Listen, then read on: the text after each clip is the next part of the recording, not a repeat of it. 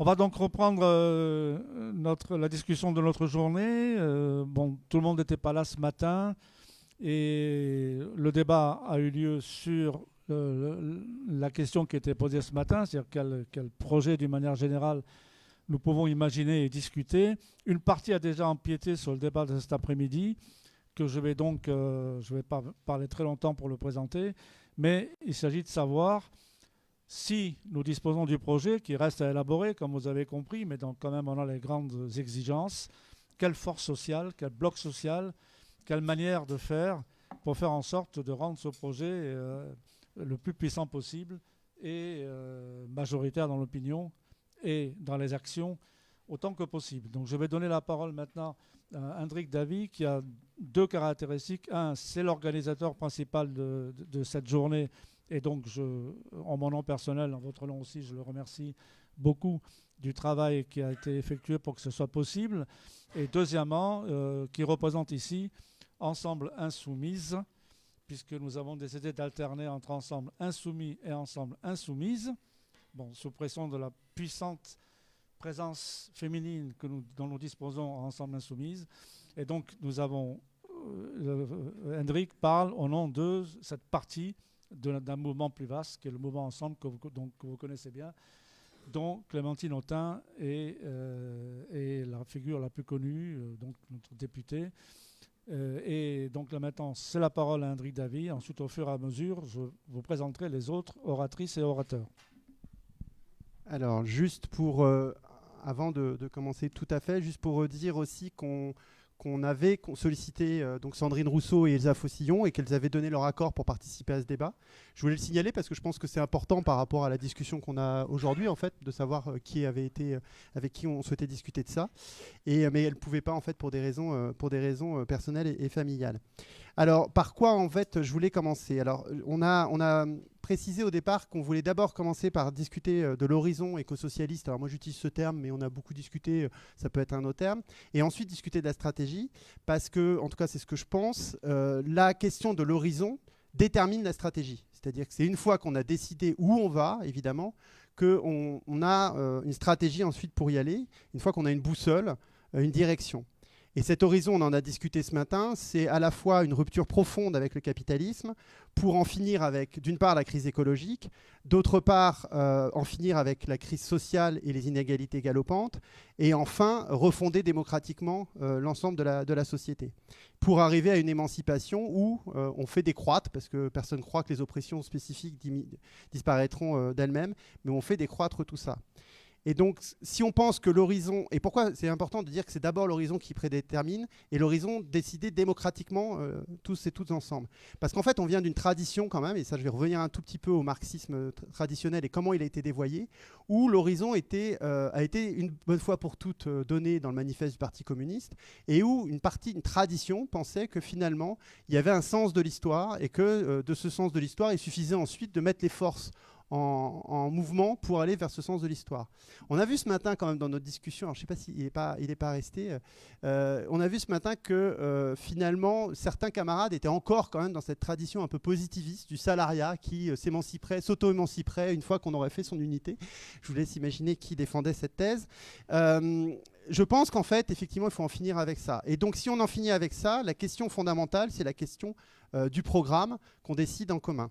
Et le programme, pour l'instant, et je pense qu'il faut dissocier aussi quelque chose qui est l'horizon qu'on souhaite de société émancipée et le programme de transition pour y aller.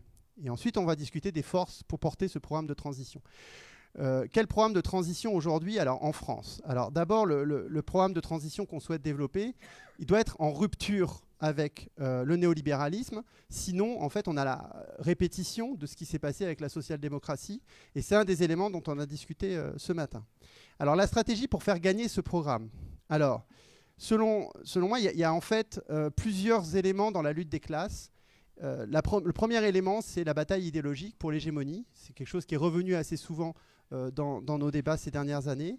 Et pour nous, c'est central et c'est encore plus central qu'avant. Parce que s'il y avait une raison dans l'histoire et que finalement, de soi-même, les gens allaient venir au socialisme, il n'y avait pas besoin de convaincre les gens qu'il faut une rupture écologiste, démocratique et sociale. À partir du moment où rien ne va de soi, Il faut gagner la bataille idéologique parce qu'on ne peut pas prendre le pouvoir, et ça a été dit ce matin, par un coup d'État où finalement les gens ne seraient pas du tout d'accord avec nos propositions, mais on a le pouvoir, alors on le fait. Ça, c'est pas possible.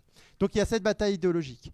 La deuxième chose qui est importante, c'est la bataille concrète pour la répartition de la valeur dans les entreprises, parce qu'on est dans une lutte des classes, et ça a été redit ce matin, où le capitalisme, petit à petit, détricote tous nos droits, et à l'arrivée, en fait, finalement, il a tendance à rendre les salariés complètement aliénés, et on a beaucoup de recul actuellement, et on ne peut pas imaginer une rupture centrale politique sans que dans les entreprises, on n'ait pas aussi un renforcement des syndicats, un renforcement du pouvoir démocratique des travailleurs. Mais il y a un troisième domaine dans lequel en fait, se déploie cette lutte des classes pour faire advenir cet horizon, c'est les institutions. Et ça, souvent, ça a été un angle mort dans la tradition révolutionnaire. Que faire des institutions dites à l'époque bourgeoises? Comment on fait avec ça? Et je pense que ce qu'il faut qu'on réfléchisse, c'est que ces institutions donnent aussi du pouvoir. Alors du pouvoir qui est ambivalent, mais un pouvoir symbolique qui est important dans la bataille idéologique et un pouvoir de faire très concrètement. Donc ça nous amène ensuite à quels sont les outils qu'on a en main, très, très pratiques, très organisationnels, pour mener ces différentes batailles. On a évidemment un outil associatif très large, on a des outils syndicaux, et puis on a des outils politiques. Et ce que je pense, et ce que je mets un peu en débat aussi aujourd'hui, c'est que ces outils ont des rythmes différents, et que l'unification de tous ces outils dans un grand tout, finalement, ne serait pas forcément toujours opérant. Ensuite, il y a la question de comment on prend le pouvoir politique cette fois-ci.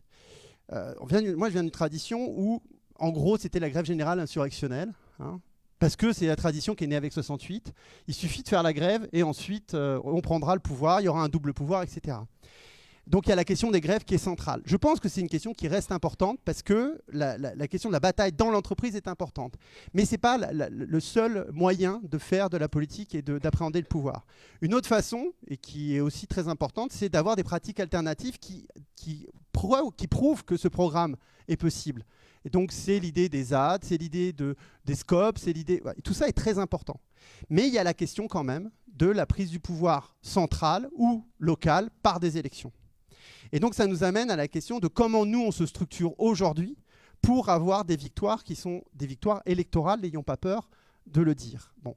Et une fois qu'on a dit ça, évidemment il n'y a pas que les élections. Il ne s'agit pas de tomber dans un électoralisme. Il y a une spécificité des élections.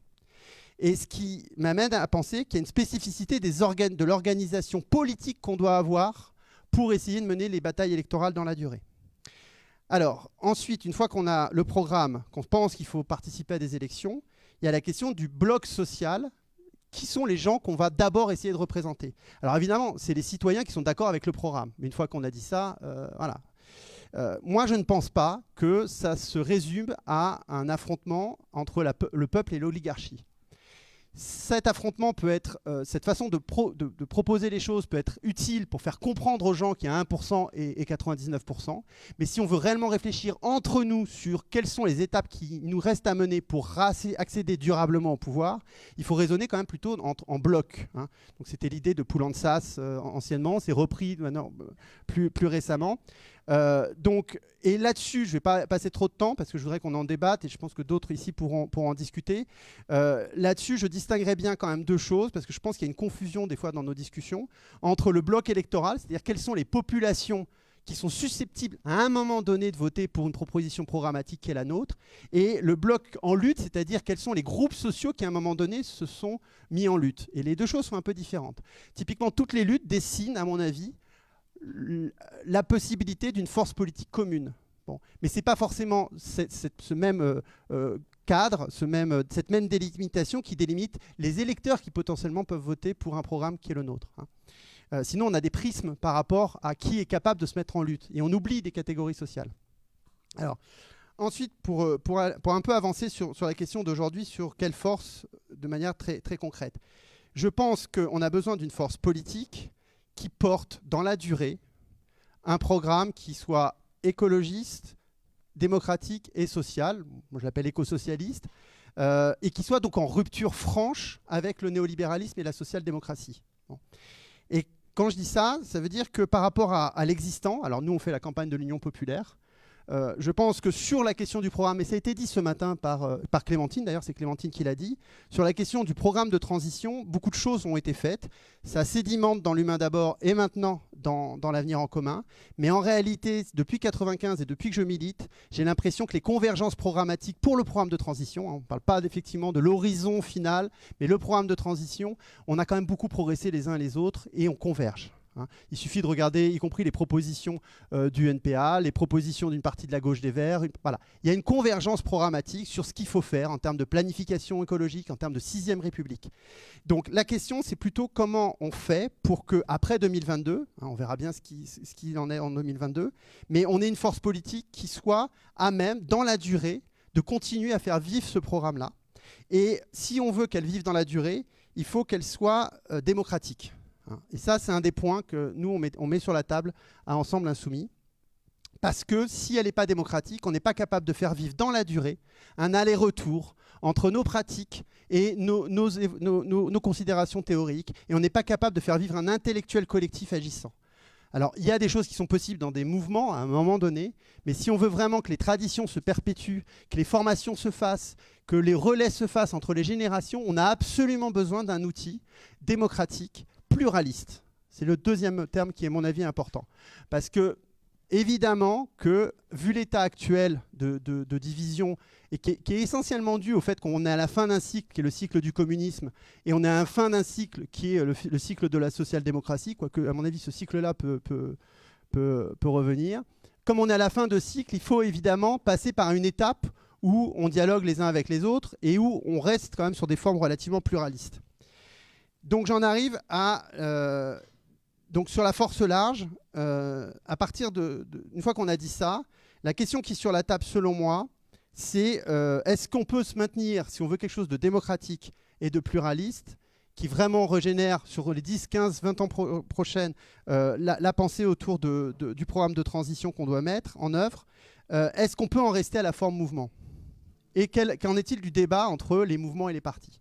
Moi, il me semble que les mouvements sont des moments sur quelques questions revendicatives, et c'est ancien dans le mouvement ouvrier, où on peut faire front tous ensemble, dans la rue, pour certaines revendications. On a eu le mouvement contre le TCE, on a eu le mouvement contre les retraites, et quand même sur le dernier mouvement social qui a au moins partiellement gagné temporairement, c'est celui-là. On a des mouvements et on est capable de faire mouvement ensemble. Ça, c'est pas un problème. Et ça doit continuer. On doit faire l'unité la plus large dans les mouvements, y compris avec des franges de la social-démocratie, y compris avec la CFDT.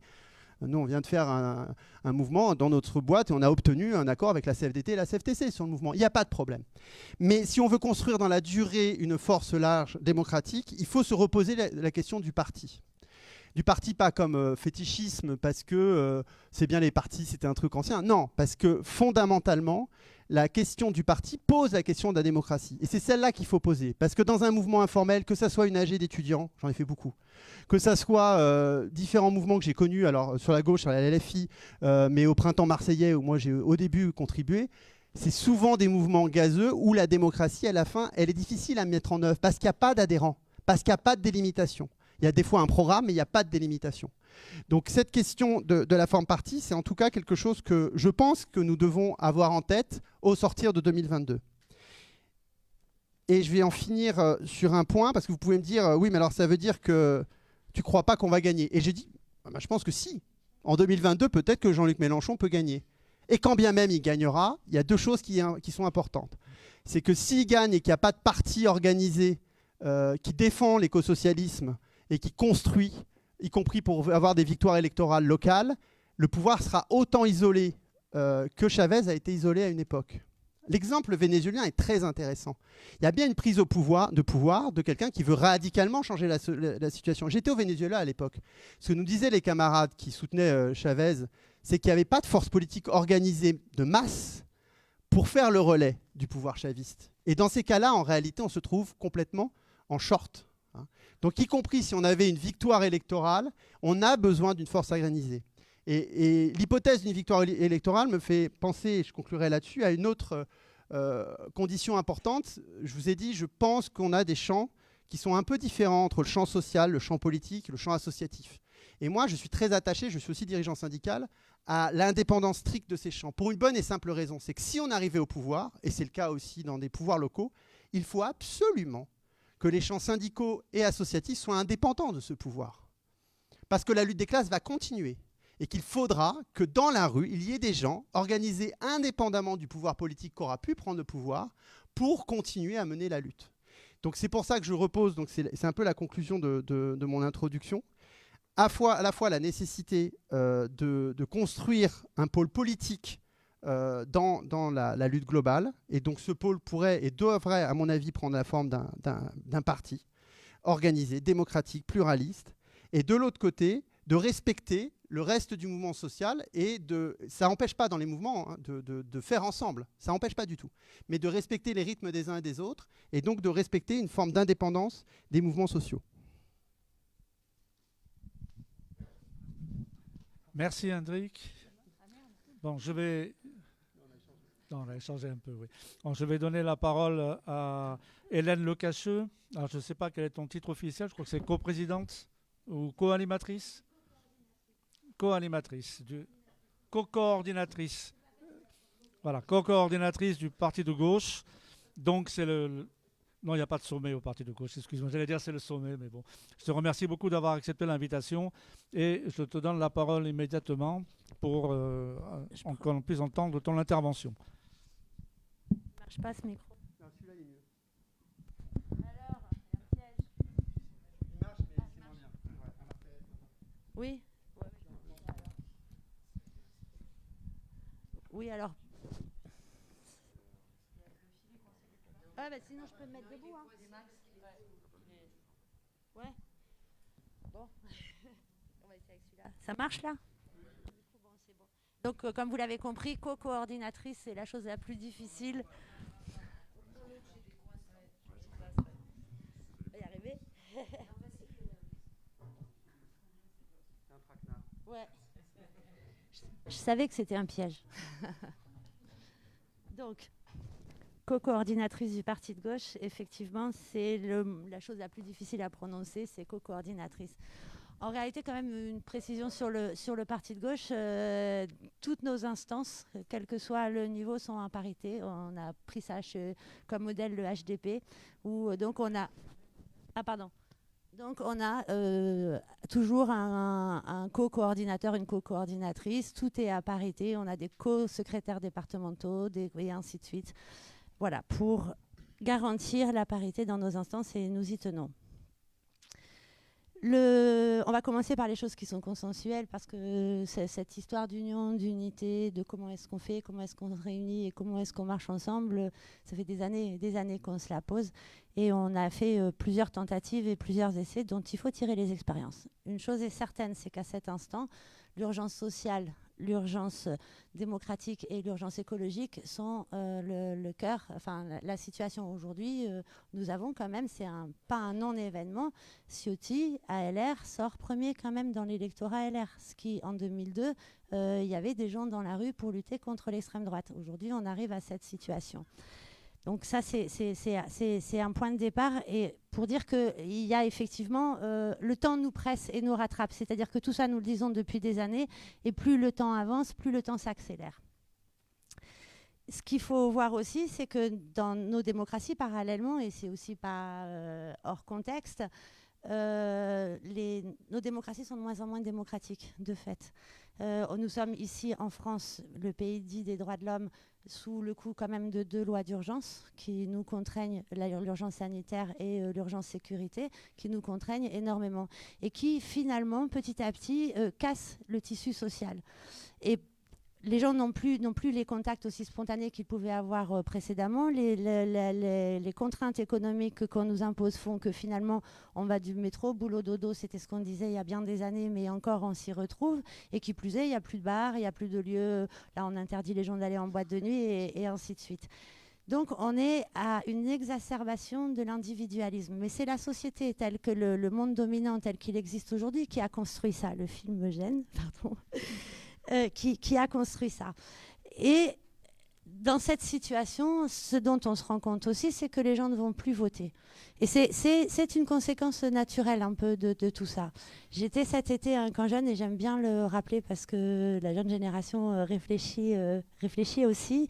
Et eux, ce qu'ils disent à propos des 80% d'abstention lors des dernières élections régionales, ils disent en fait, on ne va pas se casser la tête à essayer de savoir 80% c'est énorme. On ne va pas réfléchir est-ce que telle catégorie socio-professionnelle n'a pas voté pour telle raison ou telle raison. Et toujours diviser, segmenter.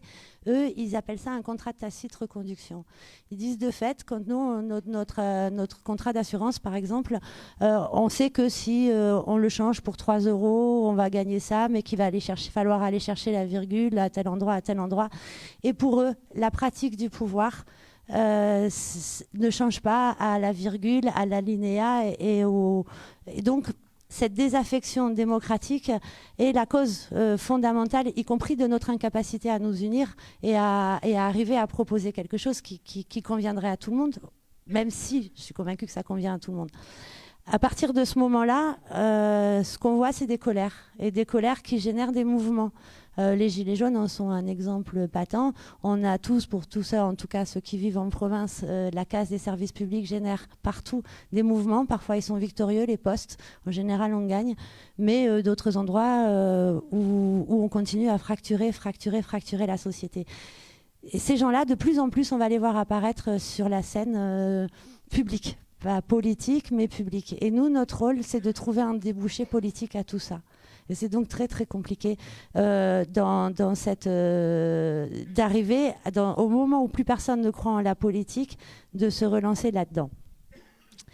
Je ne vais pas parler des présidentielles parce que de toute façon, on est dans la Ve République. Je vais en parler un tout petit peu, mais pas en tant que présidentielle, en tant que processus institutionnel et constitutionnel de la Ve République qui nous amène à cette élection phare du président et qui fait qu'en fait, tout se passe une fois tous les 5 ans autour d'un homme ou d'une femme providentielle et finalement, le reste n'a plus vraiment de sens. On pense, en tout cas au parti de gauche, comme à la France insoumise, que si on veut aboutir sur le projet éco-socialiste qu'on porte tous ici d'une manière ou d'une autre. Alors si on discute sur les virgules, non, il y a des endroits où on ne sera pas d'accord, mais c'est pas ça finalement le plus important, c'est est-ce que oui ou non on peut allier la question écologique, la question sociale autour d'un seul axe, l'axe démocratique. Si on ne s'appuie pas sur l'axe démocratique, c'est même pas la peine de parler d'éco-socialisme. Donc la première des batailles selon moi, et c'est là où on peut s'unir, c'est la 6e République. Parce que la 6e République, quoi qu'il arrive en avril, quel que soit le président de la République qui sortira. On sait que si c'est Jean-Luc Mélenchon, on part sur un processus constituant. On est tous d'accord là-dessus. Maintenant, de plus en plus, on entend, parce que ça interroge quand même les autres formations politiques et les plus réactionnaires aussi, se pose la question de savoir si cette 5e République est bien adaptée. Donc le débat constitutionnel aura lieu. Il aura lieu après la présidentielle, si Jean-Luc Mélenchon est président, il a déjà lieu, on en entend de plus en plus parler dans les médias. Alors, ils ne disent pas une 6e, ils disent on va changer ça, on va changer ça. Une petite musique qu'on entend, et c'est un changement constitutionnel central, c'est droit du sang, droit du sol. Et là, ils veulent toucher à la Constitution. Donc, ils ne l'appellent pas 6e République. Mais cette question de la 6e République, elle est très, très, très, très importante. Et c'est ce qui va faire sens entre nous tous et la population et tous les corps dont a parlé précédemment Henrik. C'est ce qui va faire corps. Et c'est ce qui va faire qu'on va réétablir ensemble une règle de vie commune autour d'un projet politique, celui des institutions de notre pays avec les différents degrés. Alors quand je dis ça, souvent on me dit « Ah oui, mais t'es théorique ». Mais non, je ne suis pas théorique. Quand on discute et on est tous en train de tracter et on fait tous les marchés, et puis vous allez tomber sur un professeur qui va vous dire « J'en ai ras-le-bol ». L'école, c'est mal le bac par exemple, c'est plus un examen national, ça me saoule, je sais pas. Et vous discutez avec, je dis mais non, le programme de l'avenir en commun, il dit qu'il faut revenir sur un examen national. Et il va vous dire oui mais non, de toute façon les programmes ça sert à rien, c'est toujours la même chose. Et on revient sur cette idée de tacite reconduction. À ce moment-là, vous lui dites il faut qu'on mette en place des règles pour que ce ne soit pas la même chose et que les programmes soient appliqués. Et là, vous revenez sur les revendications de référendum d'initiative citoyenne. Là, vous revenez sur des questions de comment est-ce que je contrôle l'élu à qui j'ai donné mandat, parce que c'est la souveraineté populaire. C'est pas voter une fois tous les 5 ans ou tous les je sais pas combien. C'est vérifier, être vraiment maître de la question. Et moi, je pense que déjà, on peut s'unir sur un objectif, celui de la 6e République. Pas la question de savoir s'il y aura une chambre avec 250 personnes ou 300 personnes. C'est pas ça le sujet. Le sujet, c'est quels moyens de contrôle on met. Est-ce que l'écologie, on la constitutionnalise ou on la constitutionnalise pas? Et c'est comme ça qu'on va y arriver, je le pense. Pour en arriver à la partie, donc du coup, une fois qu'on a, on a un constat que j'ai essayé de faire à cet instant, on a un objectif, refaire peuple ensemble autour d'une 6e République qu'on appelle 6e République parce que c'est son numéro. Et on a un objectif d'une société éco-socialiste avec toujours cet axe central démocratique. Alors, quel outil ? Le parti de gauche, en particulier, c'est sa spécificité à changer ses méthodes, ses stratégies en plusieurs fois depuis 2008. On a commencé... on a tiré des expériences chaque fois. On n'a jamais jeté le bébé et l'eau du bain. On garde ce qu'on a acquis. Et conquis parfois. On est un parti creusé. Ça veut dire que, je raconte l'histoire, je ne sais pas si vous la connaissez, mais par exemple, quand Martine Billard est arrivée au parti de gauche avec des camarades de EELV, une partie de EELV donc est venue nous rejoindre. Ils ont d'abord été observateurs, ils ont regardé comment on fonctionnait, on les a intégrés de façon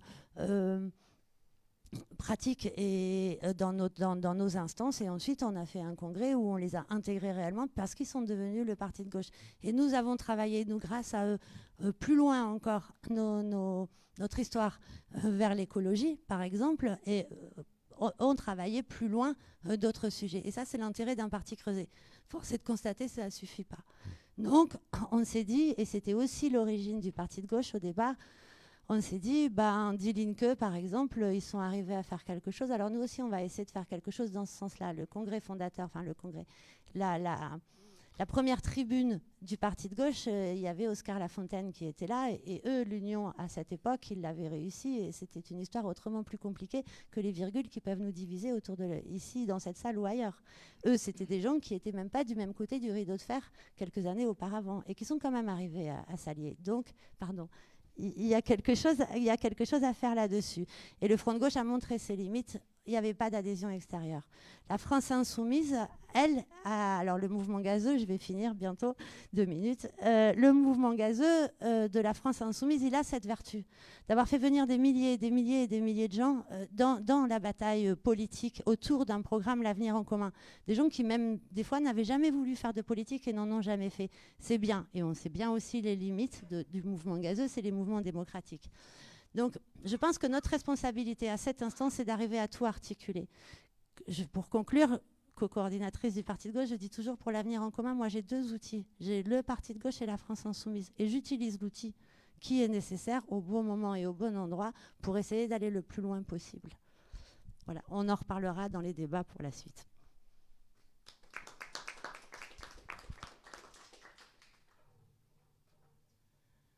La parole maintenant est à Kevin Vacher. Kevin Vacher est sociologue. Il est aussi animateur de très nombreuses luttes, en particulier à Marseille, et en particulier après la malheureuse, la désastreuse chute d'immeubles de la rue d'Aubagne, vous avez sans doute entendu parler. Il est un des animateurs principaux des mobilisations citoyennes qui sont appelées à ce propos, mais il a un champ de réflexion plus vaste, en particulier sur les questions qui nous intéressent aujourd'hui, et je lui donne la parole. C'est 12 minutes, ça ? 12 minutes, ouais. Je vais mettre mon chronomètre.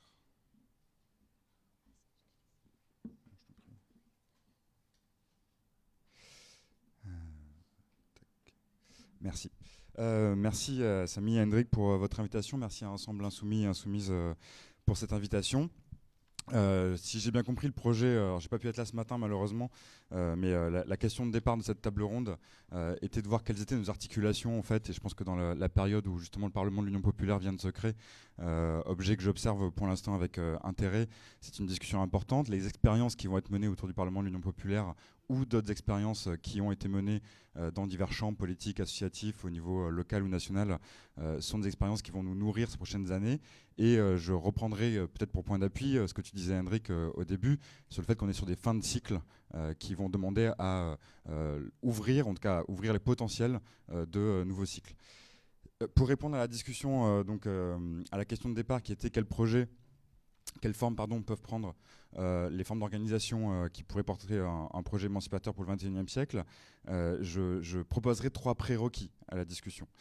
La première chose, c'est de ne pas déconnecter, et parfois c'est peut-être le cas, et dans les interventions précédentes, j'aimerais bien du coup entendre le débat là-dessus, de ne pas déconnecter le processus que nous mettons en œuvre et le programme et les horizons.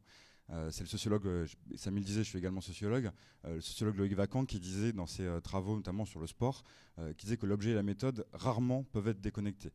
Que dans l'objet, on trouve des éléments de méthode et qu'en définissant la méthode et le processus auquel on participe à constituer l'objet. Donc l'objet étant ici le programme et l'horizon émancipateur. Donc c'est un prérequis que j'aurai dans mon intervention. Le deuxième prérequis sera donc en déclinaison de ça, de ne pas déconnecter et décorréler totalement les questions électorales et les questions d'émancipation plus globale, les horizons plus globaux. Il se joue dans les expériences électorales des alliances dont on ne peut pas se défaire le lendemain, des expériences aussi qu'on capitalise les uns les unes et les autres pour le futur. Donc là aussi, c'est un élément de processus qui va participer à définir l'objet et l'horizon de demain. C'est important de dire ça parce que les alliances électorales que nous faisons peuvent être en effet sur des périmètres différents des forces que nous tentons de constituer, mais malgré tout elles nous marquent à long terme et elles marquent y compris dans le grand public et dans notre champ de sympathisants. Et le troisième prérequis, ce serait de défier un petit peu ici dans la discussion les logiques de posture. Alors je ne crois pas que ce soit le cas dans cette table ronde, y compris parce qu'on se connaît et qu'on a l'habitude de militer ensemble ou de dialoguer ensemble à minima, mais c'est souvent le cas dans ce genre de discussion, notamment lorsqu'elles sont trop grand public, malheureusement. Ça induit autre chose, ça induit que plus globalement, au-delà des logiques de posture, c'est des logiques de prédation. Et j'ai pris conscience de ça très récemment en débattant avec une militante de Génération S, une jeune militante féministe de Génération S, qui intervenait sur l'écoféminisme et qui tirait comme bilan de l'écoféminisme le fait que la bataille contre toute forme de prédation des corps ou prédation des terres, prédation des vies, était à proscrire et qu'elle était en fait un élément clé pour comprendre les relations qui se jouent dans nos partis. Et je pense que cette notion de prédation dit beaucoup des logiques de compétition partisane qui sont problématiques. Je ne jette pas les partis avec l'eau du bain, très loin de là, c'est pas mon style, mais par contre, il y a cette question de la prédation qui est intrinsèque en fait aux logiques de compétition politique, et c'est une grande question à laquelle j'ai pas forcément par ailleurs de réponse toute faite. Depuis mon point de vue, celui d'un ancien militant politique qui a quitté les organisations politiques depuis une dizaine d'années, qui se considère toujours comme un activiste politique indépendant, c'est comme ça que je me définis, qui intervient dans le champ de l'éducation populaire, des luttes sur le mal logement et des quartiers populaires depuis une 12-15 d'années. Je vois 3 conditions pour rendre possible nos alliances. Et du coup, je pense que c'est là où je pense que l'objet Union populaire est intéressant, c'est que c'est la première tentative à laquelle on est affaire, qui essaie de formaliser une alliance entre mouvements politiques et société civile, pour le dire largement. Les 3 premières conditions que je poserai. Alors, avant de poser ces conditions, il y a peut-être un dernier objectif, un dernier accord qu'on doit se donner pour discuter de tout ça, c'est de se demander quel bloc social, et Hendrik l'a évoqué en introduction, quel bloc social doit-on mobiliser, doit-on réunir pour réussir à faire advenir un projet émancipateur. Là-dessus, je pense que j'étais pas là pour la discussion de ce matin, mais on m'a rendu compte de certaines interventions. En effet, les logiques d'homogénéisation ou en tout cas de perception homogène de ce qu'est notre camp social, par le prisme unique par exemple de la classe ouvrière, serait un très très gros problème. Je pense qu'on peut s'accorder aujourd'hui, après des années de mouvement qui ont démontré ou débattu en tout cas qu'il fallait penser en termes de pluralité, que cette première logique est à proscrire.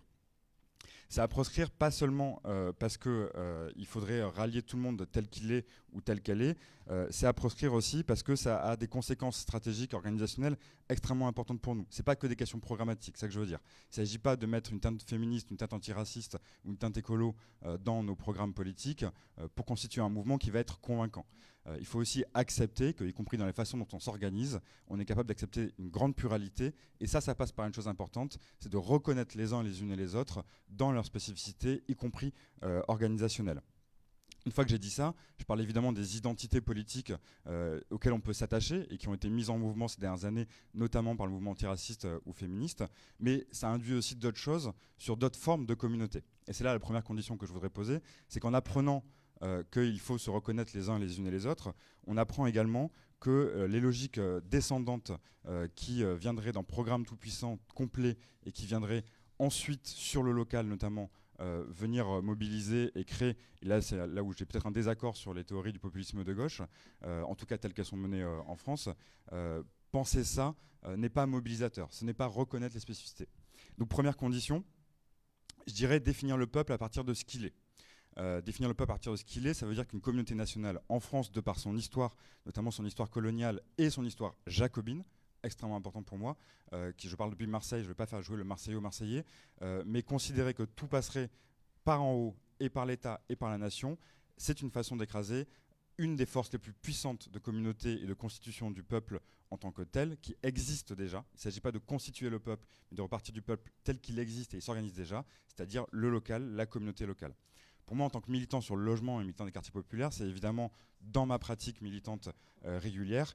Et je pense que c'est quelque chose de très très puissant de considérer qu'à l'échelle d'un quartier, à l'échelle d'une ville, c'est inégal évidemment suivant l'identité que peut produire une ville. C'est inégal si on va comparer Paris par exemple, qui est une ville avec peu d'identité, progressivement en tout cas, ce n'était pas le cas il y a 30-40 ans. C'est inégal quand on comparera Paris à Marseille, c'est bien évident. Mais pour autant, dans énormément d'espaces, qu'il s'agit d'un quartier, qu'il s'agit d'une ville, la communauté locale est la première forme d'union politique du peuple telle qu'il l'amène. Et je prendrai évidemment les exemples sur les mobilisations pour le logement à Marseille qui se sont jouées pas seulement sur la question du mal logement, du drame de la rue d'Aubagne, de la solidarité entre les classes populaires et les classes moyennes, ça s'est joué aussi sur la défense d'une ville et de son cadre démocratique. Mais je peux prendre aussi d'autres exemples sur lesquels j'ai travaillé en tant que professionnel, en tant que sociologue. J'ai travaillé récemment, j'ai publié un rapport sur les mobilisations contre les projets inutiles, imposés et polluants partout en France, donc des fermes-usines, des projets d'extraction minière, des projets de dévastation de la nature divers et variés.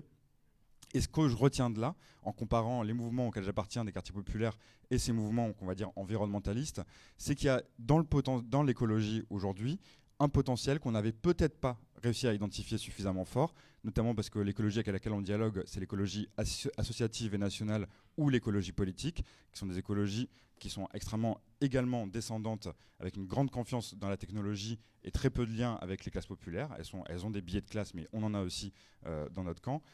Et ce que j'ai pu observer là-dedans, c'est qu'il y avait une écologie de proximité lorsque des riverains et des riveraines se mobilisaient, dans lequel les gens pouvaient puiser, à partir du territoire, en politisant leur territoire, un potentiel de montée en généralité extrêmement puissant. C'est-à-dire que les gens se mobilisent contre la présence d'une usine ou la future présence d'une usine, par exemple, à côté de chez eux ou de chez elles, mais parce qu'ils le prennent par le territoire, politiquement, ils sont obligés d'évoquer non seulement les questions environnementales, nature, santé, etc., mais également discuter de la préservation du bassin d'emploi local, également discuter de la justice sociale, également discuter de la démocratie.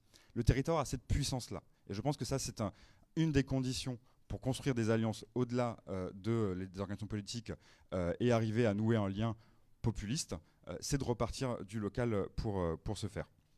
La deuxième condition à laquelle je viens, du coup, c'est cette question plus nationale, pour le coup, qui peut être nationale comme locale, en fait, de l'alliance entre partis politiques et société civile. Là-dessus, Hélène et Hendrik, vous avez utilisé le terme de débouché politique, qui est un terme qu'on utilise très souvent. Moi, il me pose un souci, ce terme-là.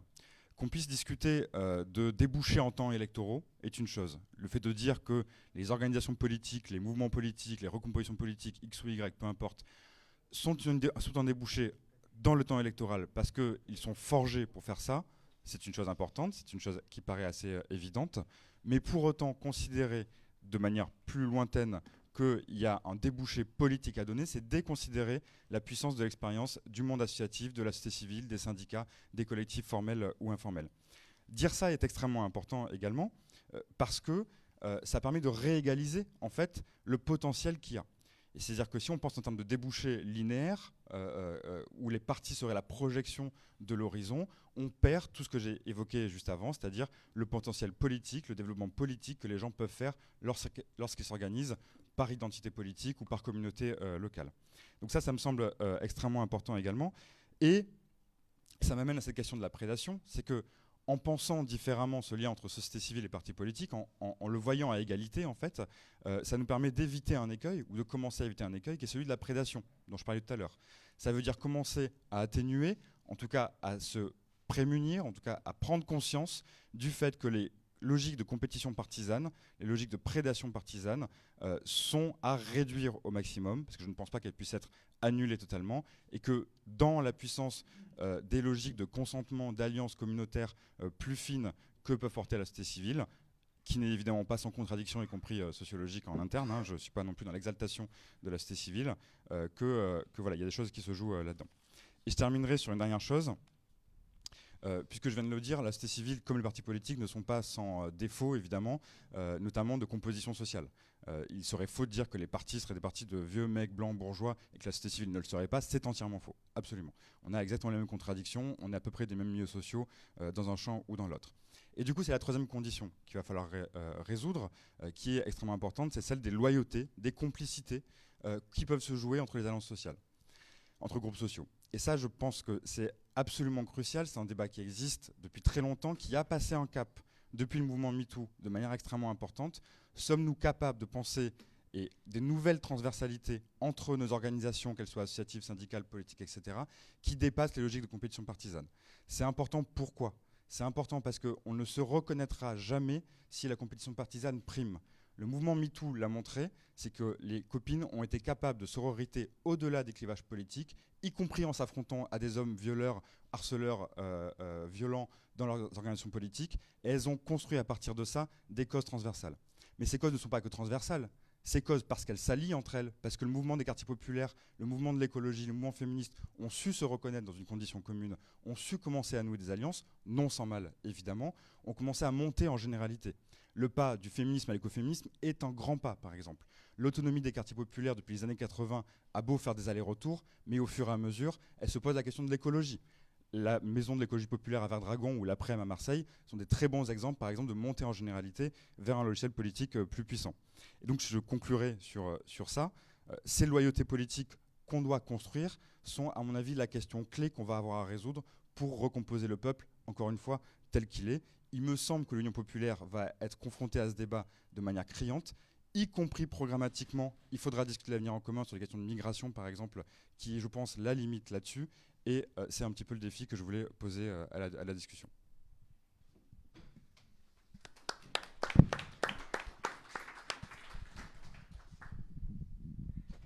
Maintenant, je vais donner la parole à Aurélie Trouvé. Beaucoup d'entre nous ont pu apprécier son activité comme responsable d'attaque. Je pense qu'on est nombreux à pouvoir être d'accord avec moi sur cet aspect. Elle a depuis pris des responsabilités en tant que présidente du Parlement de l'Union populaire. Et avant même ce chemin, elle avait beaucoup réfléchi justement au thème qui est le nôtre, c'est-à-dire quel bloc social peut correspondre à tout ce que nous discutons. Elle va, comme elle est timide et qu'elle ne pourra pas le faire, je vous rappelle qu'elle a publié un livre justement sur ce thème dont elle va nous parler, je suppose, pendant son intervention. Bien, merci beaucoup, puis merci pour l'invitation. Désolée pour le retard, j'étais avec mes gamins que je ne vois pas beaucoup depuis 2 semaines. Voilà. Voilà, non mais c'est important ce bouquin. Je suis très heureuse de l'avoir écrit en fait avant d'avoir entre guillemets passé le pas, parce que c'était, par ailleurs, je l'ai écrit à un moment où je n'avais pas en tête de décider de partir 1 an avant la fin de mon mandat d'attaque et de m'impliquer à ce point-là en l'occurrence dans la démarche de l'Union populaire, quoi. Et je vais peut-être, en vous parlant aussi, je pense que c'est lié justement ce que je pense des rapports entre mouvements sociaux et partis politiques et du bloc qu'il faut former. Bon, en fait, moi, ma démarche, j'espère, elle est cohérente et avec ce que j'écris et avec ce que je conçois des alliances qu'il faut construire. Bon, moi, je l'ai appelé le bloc arc-en-ciel, mais c'était une forme de réponse, d'ailleurs, à Palombarini et Amable du bloc bourgeois, qui, eux, décrivent très précisément le bloc bourgeois, avec y compris ses accents identitaires, parce que Palombarini a écrit ensuite sur les accents identitaires du bloc bourgeois. Et d'ailleurs, je l'ai retrouvé avec grand plaisir pendant 2 heures de débat aux amphis, où nous avons eu un débat tous les deux. Et j'ai trouvé ça super enrichissant, justement. Et c'est une forme de réponse, c'est quel bloc finalement quel bloc à construire face au bloc bourgeois identitaire, quoi. Voilà. Alors j'ai un parcours effectivement particulier. 15-20 ans de militance bénévole, de responsabilité dans Attac, et une sorte de plateforme en fait, justement moi dans laquelle, on est souvent quand même cheville ouvrière de mouvements sociaux, des fois avec un travail de fourmi. On l'a fait dernièrement, dans les 2 dernières années, contre la loi sécurité globale, avec d'autres, on n'était pas tout seul. La réforme des retraites, vous connaissez le travail, plus jamais ça, évidemment, entre les organisations syndicales et associatives. Et donc, moi j'ai tendance, alors je ne souhaite pas parler de société civile, moi, parce que je pense que c'est totalement dépolitisant, en fait. Je parle de mouvements sociaux, de lutte sociale et écologique, de critique radicale dans le champ artistique et intellectuel.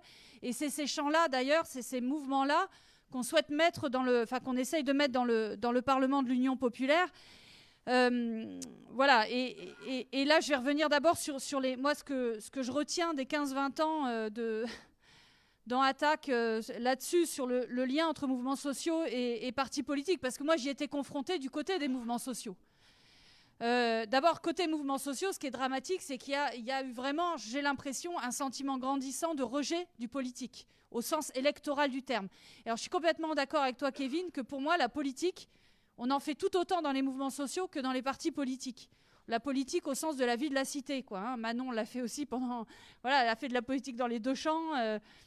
Et tous ici, d'ailleurs, je pense pour un grand nombre, vous êtes aussi impliqués dans le syndicalisme, l'associatif, etc. Puisque je reconnais plein de têtes, donc voilà. Mais donc du coup, voilà, moi je trouve qu'il y a un rejet grandissant du politique au sens partidaire du terme.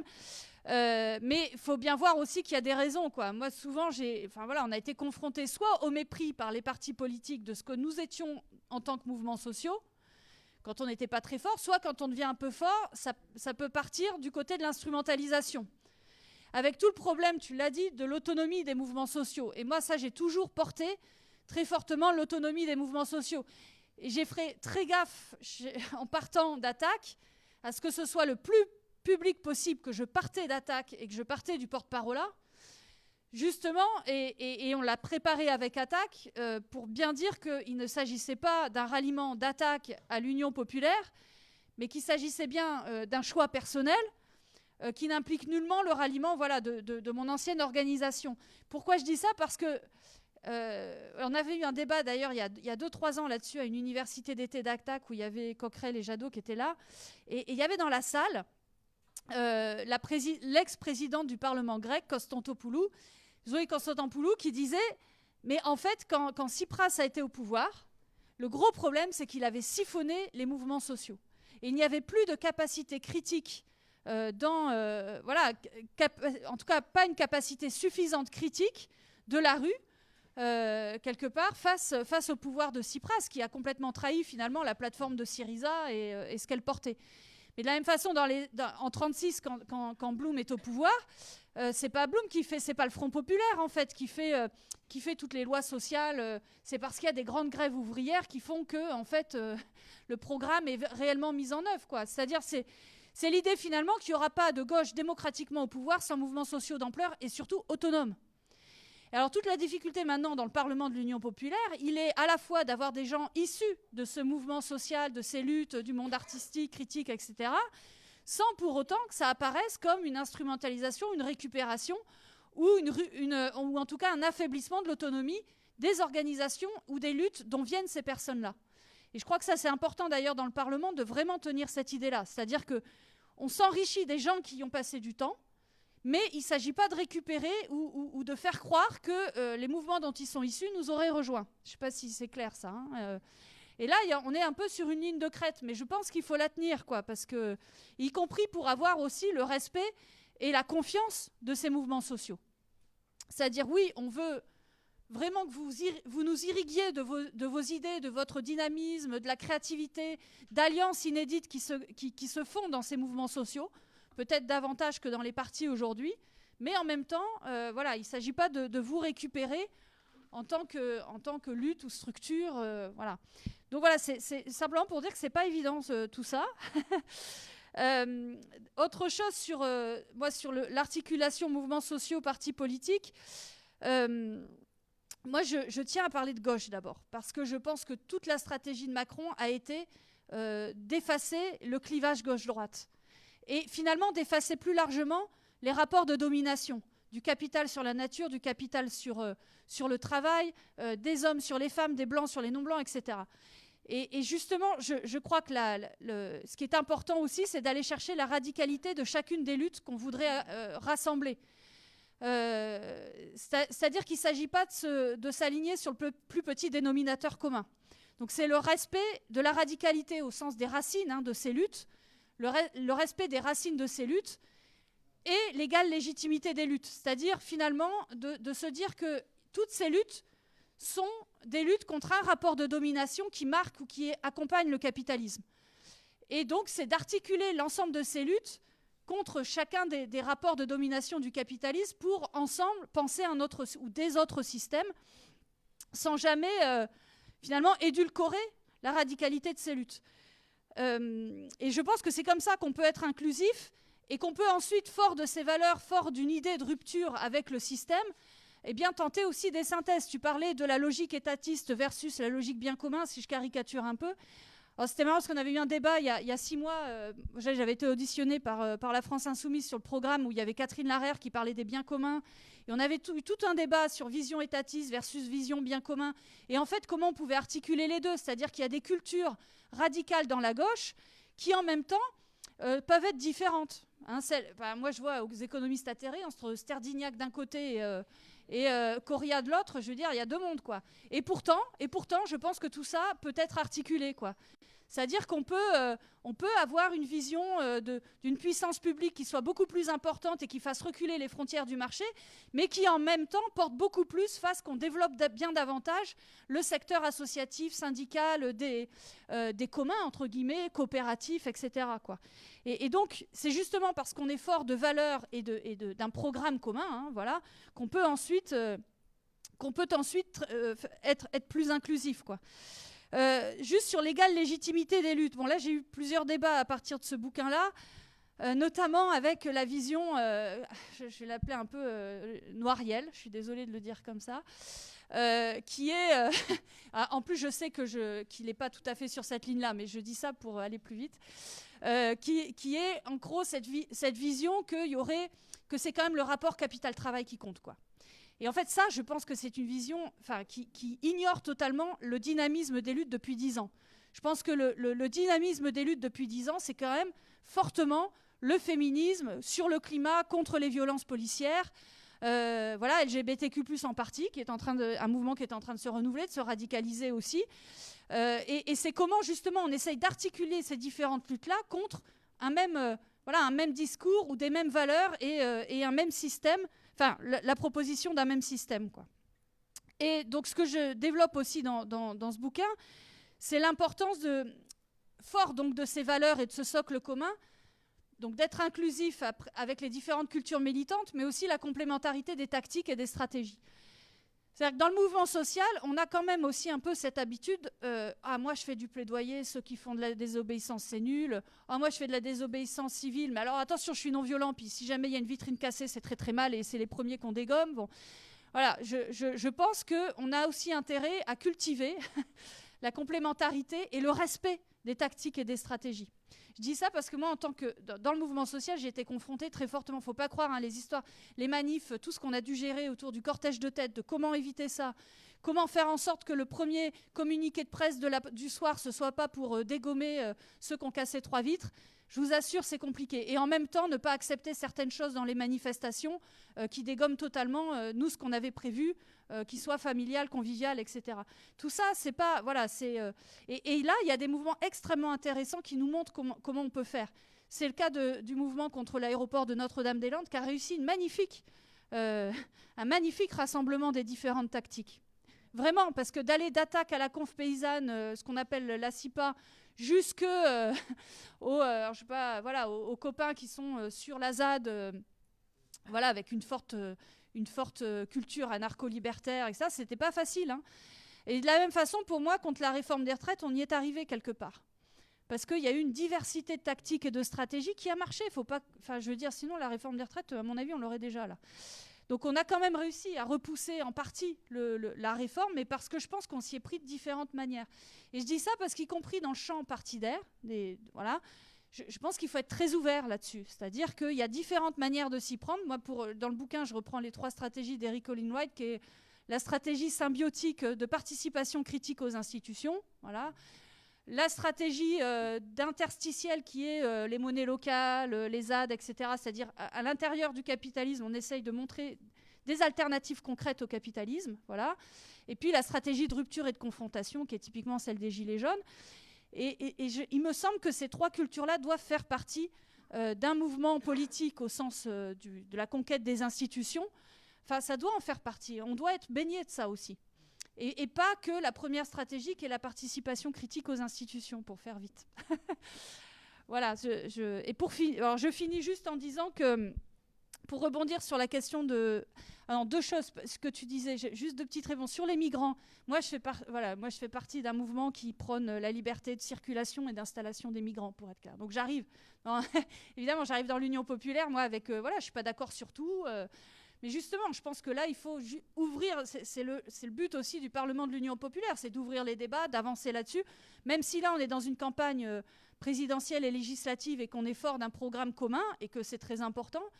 Voilà, je pense que oui, il faut la place pour ce type de débat. Mais je ne sais pas si vous avez vu, il y a une tribune qui est parue il y a une semaine qu'on a fait, dont j'étais à l'initiative avec un camarade, là, Thomas Porte, et qui, signée par tous les parlementaires de l'AFI, et qui confirme... le fait que nous sommes pour accueillir dignement les migrants, etc. Et pour moi, c'était important. Donc, je ne suis pas sûre qu'il y ait une telle contradiction que ça, et je pense qu'on peut avancer sur ces questions-là. De la même façon que sur la démocratie, je suis tout à fait d'accord avec toi, la méthode et le but, le programme doivent être articulés. Et sur la méthode, voilà, c'est sûr que le mouvement était une expérimentation. Et je pense qu'il faut avancer, et j'espère que le Parlement fera partie, en tout cas, des expérimentations pour justement avancer sur cette question de la manière dont on milite de façon démocratique dans une structure, ce qui n'est pas simple évidemment, mais je pense que c'est quelque chose qui est en évolution, et moi en tout cas j'espère que je viens dans ce mouvement aussi en me disant je vais apporter ce que j'ai moi pu connaître dans le mouvement social, quoi. Merci.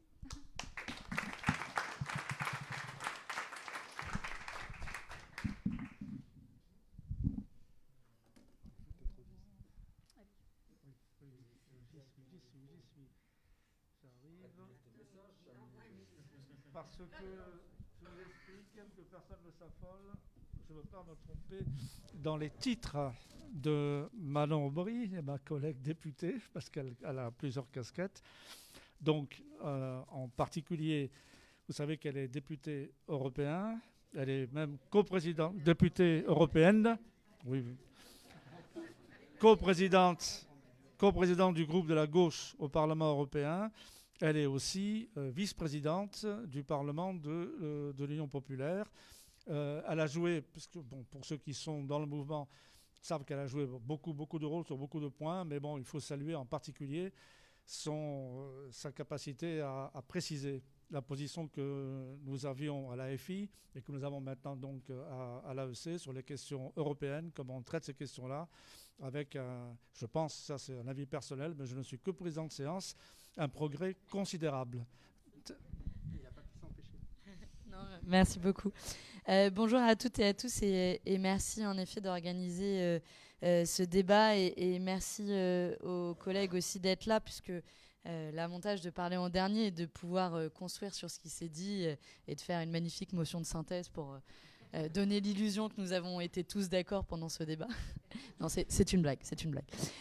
Non, je vais rebondir d'abord, et c'est bien que je parle en fait après Aurélie, puisque Aurélie et moi, on a une trajectoire assez similaire en venant du mouvement associatif, et on a une chance et une difficulté. La chance qu'on a en commun, c'est d'avoir été projeté sur le devant de la scène politique sans avoir monté les échelons politiques, et j'ai beaucoup de respect pour les militants politiques qui le font, mais du coup d'arriver et d'être projeté, et donc quelque part de gagner une liberté aussi de cette manière-là, puisque quand, comme c'est mon cas, on est nommé tête de liste aux élections européennes, presque malgré moi, en fait, ça permet de ne pas avoir eu à donner des gages et donc à essayer de garder sa propre identité politique. Et une difficulté, évidemment, c'est qu'on arrive avec une culture qui est différente, qui est une culture associative, où Aurélie en fait l'expérience depuis quelques semaines. Parfois, c'est des modalités d'action ou des réflexions, des stratégies qui sont différentes. Et je le dis assez tranquillement que ça fait maintenant, dans mon cas, 2 ans que je suis dans ce milieu politique, que évidemment, tout naturellement, chacun d'entre vous ou des personnes qui vont me croiser dans la rue vont me considérer comme telle, comme une actrice du monde politique. Et en même temps, je n'oublie pas d'où je viens et la culture qui est la nôtre. Parce que en réalité, et c'est un peu ce que disait Aurélie entre les lignes, quand on est un acteur du monde associatif, on fonctionne différemment et on a des blocages. On n'a pas certains des blocages du monde politique. Et à la fois, on comprend aussi la difficulté de la défiance qu'ont les acteurs politiques. Moi, ce qui m'a frappé en entrant dans le milieu politique, c'est que parfois, je pouvais tenir exactement, mot pour mot, le même discours que celui que j'avais quand je travaillais à Oxfam, sur des médias ou autres, et j'avais en face de moi une hostilité beaucoup plus forte. Et quand on comprend ça, on comprend mieux l'hostilité vis-à-vis du milieu politique, à la fois de la part de journalistes ou de gens lambda, et on comprend aussi mieux pourquoi certains se protègent, et je les comprends tout à fait, dans le milieu associatif. Et ce qu'a très bien décrit Aurélie, la difficulté qui existe pour nous, c'est quand même d'avoir énormément d'acteurs de mobilisation sociale très large qui se disent en fait la politique c'est pas faite pour nous, c'est un monde séparé.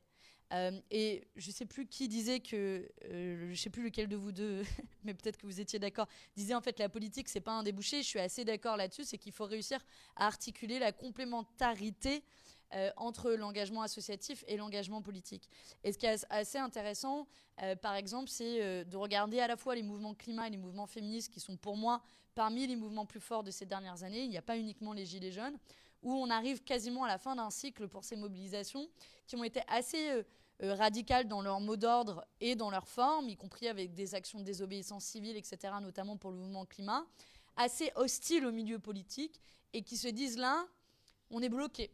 Ça fait des années qu'on mène des actions, qu'on va dans la rue, mais on n'a pas le changement politique qui est nécessaire. Avec une question qui est posée par un certain nombre d'entre eux, est-ce qu'il faut envahir le champ politique ou pas ?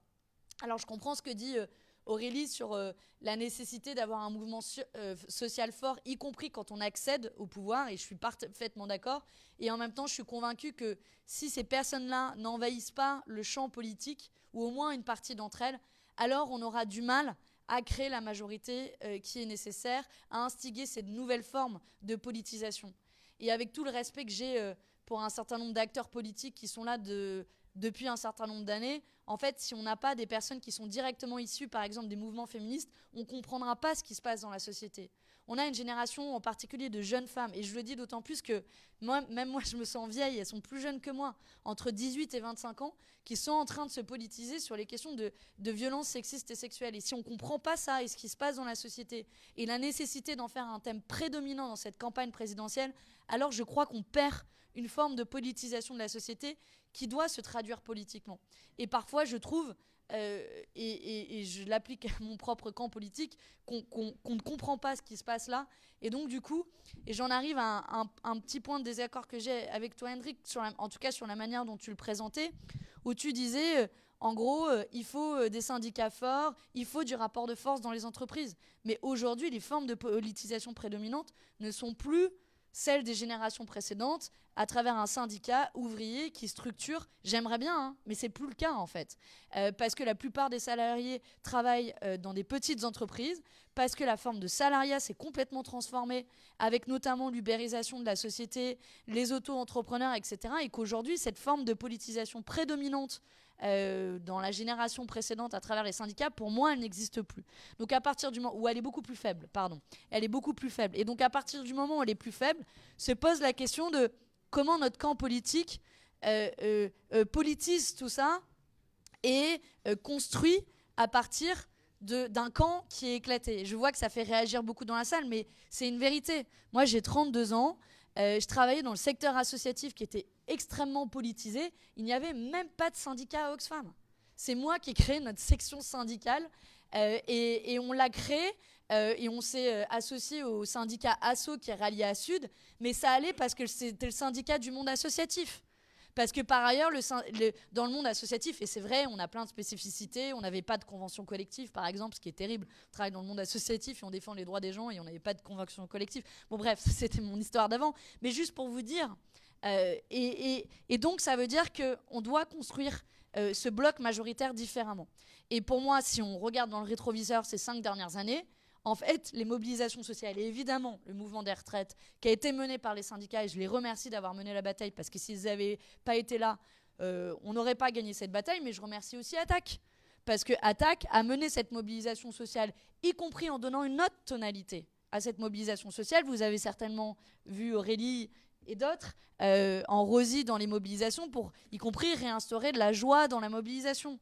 Se dire qu'on n'est pas là juste avec une tête d'enterrement, on se bat contre cette réforme des retraites. Non, on se bat aussi pour une vision de la protection sociale qui soit féministe. Et c'est ce qu'a essayé d'instaurer les Rosy, et je leur rends hommage pour ça. Mais si on revient à ces mobilisations, il y a eu les retraites, il y a eu évidemment les Gilets jaunes, il y a eu les marches climat, il y a eu le mouvement féministe et il y a eu le mouvement contre les violences policières et contre les discriminations. Et je pense que c'est ces 5 mobilisations qui ont structuré notre société ces dernières années et qui ne veulent pas forcément dire que les gens sont descendus dans la rue, puisque malheureusement, ce n'est pas toujours des mouvements de masse avec des millions de personnes, mais que ça a contribué à politiser les gens. Et c'est ça qui est intéressant, d'avoir contribué à politiser les gens. Et je pense qu'on doit construire sur ces mobilisations sociales, y compris construire en offrant un espace de dialogue, d'investissement, sans pour autant dissoudre ces mobilisations sociales dans des formations politiques, d'où le mouvement, le Parlement de l'Union populaire, sur lequel je ne reviens pas dans le détail. Ça, c'était en gros la première chose que je voulais dire sur comment on construit à partir de l'existence, c'est-à-dire de syndicats qui sont plus faibles, de mobilisations qui se sont transformées, et en même temps, on essaie de résoudre ce paradoxe de nos idées qui deviennent majoritaires dans la société, qui ne se transforment pas forcément par des victoires politiques. Et je crois que c'est toi qui l'as dit, Henrik, on a quand même gagné des victoires culturelles et des batailles de fond ces dernières années, à commencer par la planification, qui sont des idées de plus en plus majoritaires, à commencer par des transformations démocratiques. Je n'irai pas malheureusement jusqu'à la 6e République, puisqu'on voit à la fois que les Gilets Verts et que le Parti Socialiste, ils sont plutôt, pas complètement fermés à l'idée, mais je pense plutôt hostiles dans sa majorité, et qui explique aussi qu'on a encore des offres politiques qui sont différentes. Mais je pense qu'on a gagné des victoires ces dernières années. Et j'espère, et j'en arrive au point que tu as introduit sur les questions européennes, j'espère qu'on va aussi pouvoir gagner cette bataille idéologique sur la question européenne. Je vous dis comment nous, on a un peu approché les choses et comment on a mené la réflexion. On avait, à mon sens, jusqu'à présent, et je m'inclus dedans, puisque moi-même découvrant ces questions en 2019, on a aussi participé à ça, à avoir un débat sur les questions européennes extrêmement théorique. Et j'avoue que c'est aussi ma culture associative d'avoir une approche assez pragmatique des choses. Et c'est pas un gros mot, le pragmatisme, c'est comment on fait concrètement pour gagner des victoires. Et c'est la question sans cesse qu'on se posait et que moi je me posais quand je travaillais à Oxfam sur les questions de lutte contre l'évasion fiscale. Et donc sur les questions européennes, je pense qu'on n'a pas eu de vrai débat de fond depuis en fait le référendum de 2005 sur le TCE. Pour ma part, j'avais 15 ans, donc je m'en souviens, mais je reste un peu sur ma faim depuis sur les 15 dernières années. Et que finalement, on tombe dans le piège qui nous est tendu par Emmanuel Macron d'être pour ou contre l'Union européenne. Moi, personnellement, je refuse de répondre à cette question. Ça dépend pour quoi faire. Si c'est une Europe extrêmement libérale, une Europe du tout marché et de la concurrence, je suis plutôt contre. Mais si c'est une Europe qui nous permet de lutter contre l'évasion fiscale, de prendre à bras-le-corps le défi climatique, évidemment que je suis pour. Et que notre tradition et notre histoire politique est profondément internationaliste. Et qu'on veut collaborer avec d'autres États et qu'on n'est pas pour un repli. Par contre, se pose la question on a un programme maintenant, 694 propositions. Dans quelle mesure sont-elles compatibles avec les règles européennes ? On a listé, et c'est le travail qu'on a fait ces 2 dernières années, on a listé concrètement un champ de mesures, pas toutes, rassurez-vous, mais certaines mesures qui sont concrètement incompatibles. Si vous voulez faire du protectionnisme, c'est incompatible avec les traités de libre-échange.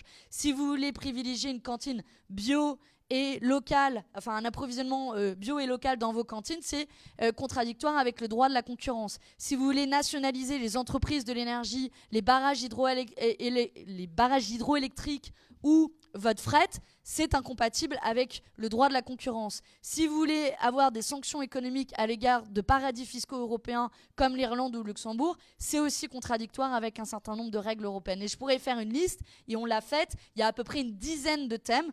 Et de nouveau, je le dis, pas tout, mais une dizaine de thèmes qui sont incompatibles. Et donc, la question qui nous est posée, c'est comment on lève ces incompatibilités. Et la proposition qui est la nôtre, et je le dis en 2 mots, c'est d'une part, c'est de un peu marcher sur 2 jambes, mais cette fois-ci, ces 2 jambes, c'est d'une part mener le travail de confrontation nécessaire au niveau européen, dire que par exemple, un traité de libre-échange n'est pas adopté pour la plupart des traités sans l'unanimité des États membres, et donc sans l'accord de la France, il n'y aura pas de traité avec le Canada, la Nouvelle-Zélande, etc., et les 30 qui sont en cours de négociation, qu'on peut faire du chantage au budget, qu'on dit qu'on est des contributeurs nets à l'Union européenne, qu'on est ravis de contribuer à de la solidarité européenne, en revanche pas pour qu'on se fasse derrière imposer des coupes dans nos budgets ou par exemple à l'hôpital ou une réforme des retraites. Donc ça, c'est des exemples du rapport de force. Et la deuxième partie, c'est il y a un certain nombre de règles où quoi qu'il arrive, on peut ne pas les appliquer. La règle des 3% de déficit, qui n'a aucun sens économique, elle a été violée 171 fois sur les 10 dernières années, avec à la clé absolument 0 sanction. Et ça, il faut le dire, nous ne sommes pas obligés d'appliquer un certain nombre de règles. Et d'ailleurs, il y a des États qui ne s'en privent pas. L'ensemble des États, y compris l'Allemagne, ne respectent pas un certain nombre de règles européennes. Et donc, il n'y a pas raison qu'on soit les dindons de l'affaire, c'est qu'on n'applique pas ces règles qui sont des obstacles à la réalisation de notre programme. Pourquoi je vous dis tout ça et pourquoi ça joue un rôle dans la recomposition et dans la mobilisation qui est la nôtre? Parce que je pense qu'un certain nombre de partenaires ou d'adversaires trompent le débat sur les questions européennes et qu'on peut créer un bloc majoritaire. Parce que quand on discute quand on dialogue avec un certain nombre d'acteurs des mobilisations sociales, par exemple des mobilisations du climat, et vous prenez les 150 propositions de la Convention citoyenne sur le climat, et que n'a pas réalisé Emmanuel Macron, il y en a quand même un certain nombre d'entre elles qui sont incompatibles avec les règles européennes.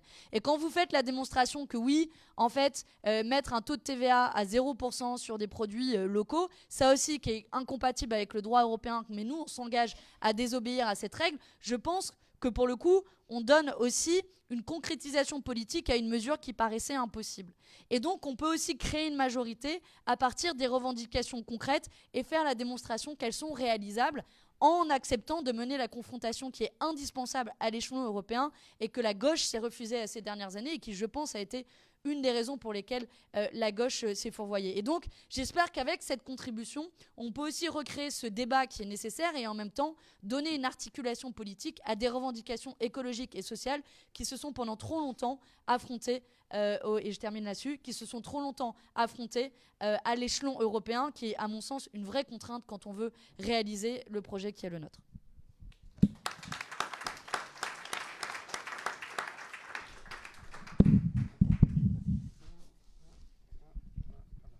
Je remercie la table ronde d'avoir respecté les données horaires des interventions.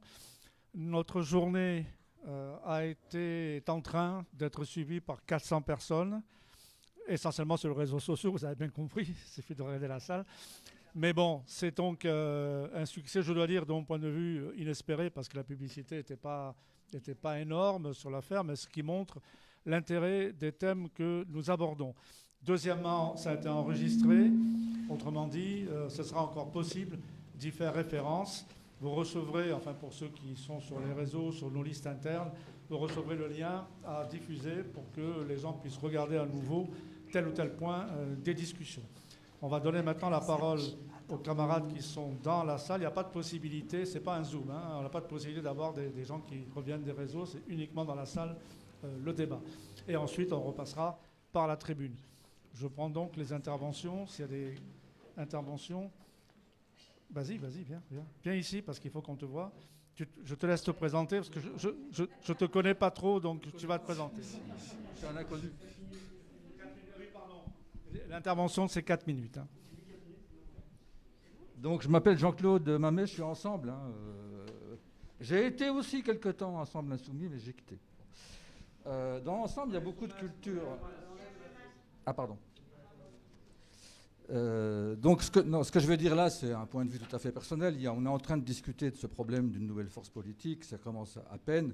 Et là, j'apporte simplement une contribution personnelle à cette discussion, parce qu'il y a beaucoup de diversité, de richesse dans Ensemble, de points de vue différents qui se côtoient. Et c'est très bien comme ça.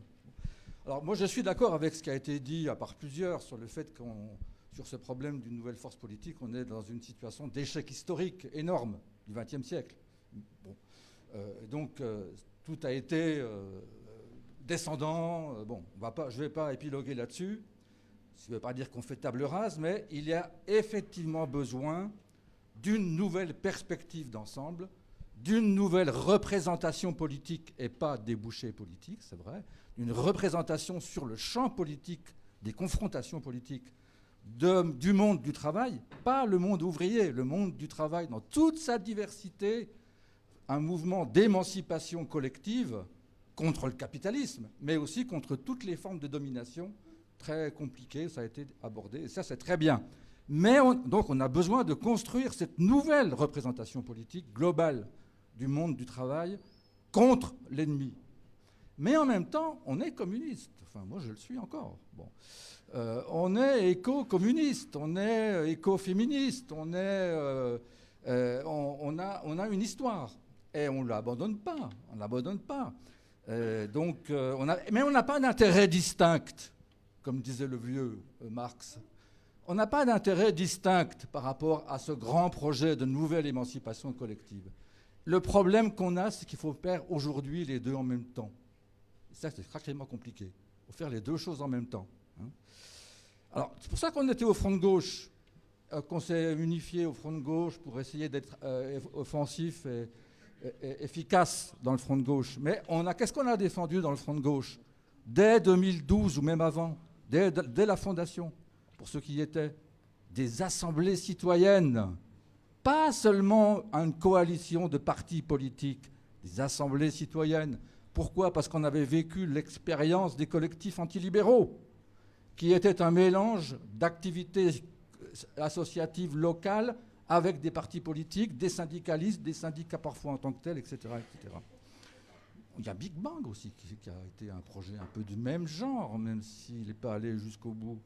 Et là, c'est là qu'on est dans la nouveauté, à mon avis, absolue, la vraie nouveauté du XXIe siècle, du point de vue de la construction d'une nouvelle force politique, c'est de réaliser cette symbiose dans une sorte d'agora, d'espace commun, où le meilleur des constructions politiques issues des luttes sociales, des expériences sociales, des assemblées citoyennes, pas les organisations en tant que telles, leur élaboration politique se croise avec le pluralisme politique issu du meilleur des traditions politiques historiques de la gauche, de l'écologie dans ce pays. C'est ça le véritable défi qui nous est posé aujourd'hui. Comment créer cet espace commun ? On l'a déjà plusieurs fois vécu. Et on voit que c'est extrêmement puissant. Bon, je sais que Samy n'est pas d'accord avec ce que je suis en train de dire, mais on a plusieurs fois polémiqué. Et ça veut dire abolir toutes les hiérarchies.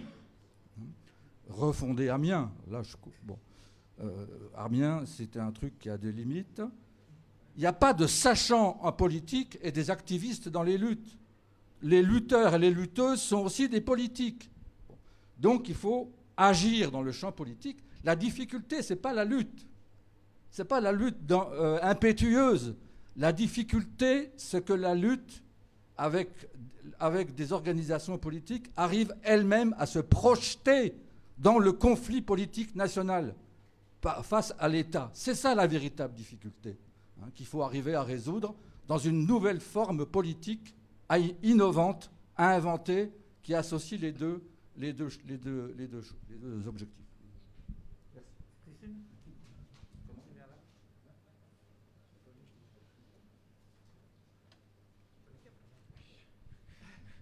Oui, donc Christine Poupin, j'étais dans le débat de ce matin sur le projet, donc Bon, je ne vais pas redire ce que j'ai dit ce matin sur le projet et la nécessité absolue de refonder un projet qui soit, alors, de mon point de vue, éco-socialiste. La première chose que je voulais dire, c'est un grand merci aux introductions que j'ai trouvées extrêmement intéressantes.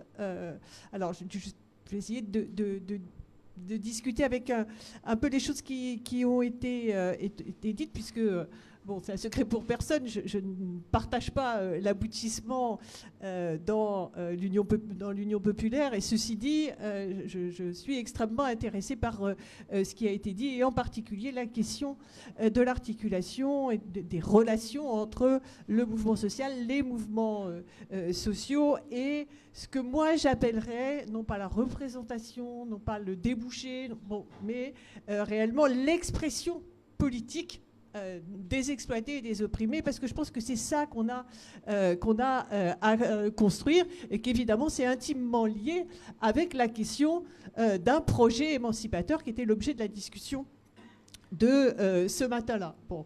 Et je crois que je ne suis pas d'accord avec ce que tu as dit, Henrik, au début. La spécificité du champ politique n'est pas la question électorale, et pas le fait d'être l'outil qui va servir à porter sur le terrain électoral. Alors, dire, bon d'accord, c'est parce que tu es anti-électoraliste. Non, c'est pas pour ça. Je pense qu'il y a une place spécifique, et qu'il y a un moment, évidemment, le rapport de force, il est sanctionné, y compris dans un pays comme la France, on ne peut pas dire, ouais, les élections, j'ai rien à foutre, ou il faut s'en servir comme tribune.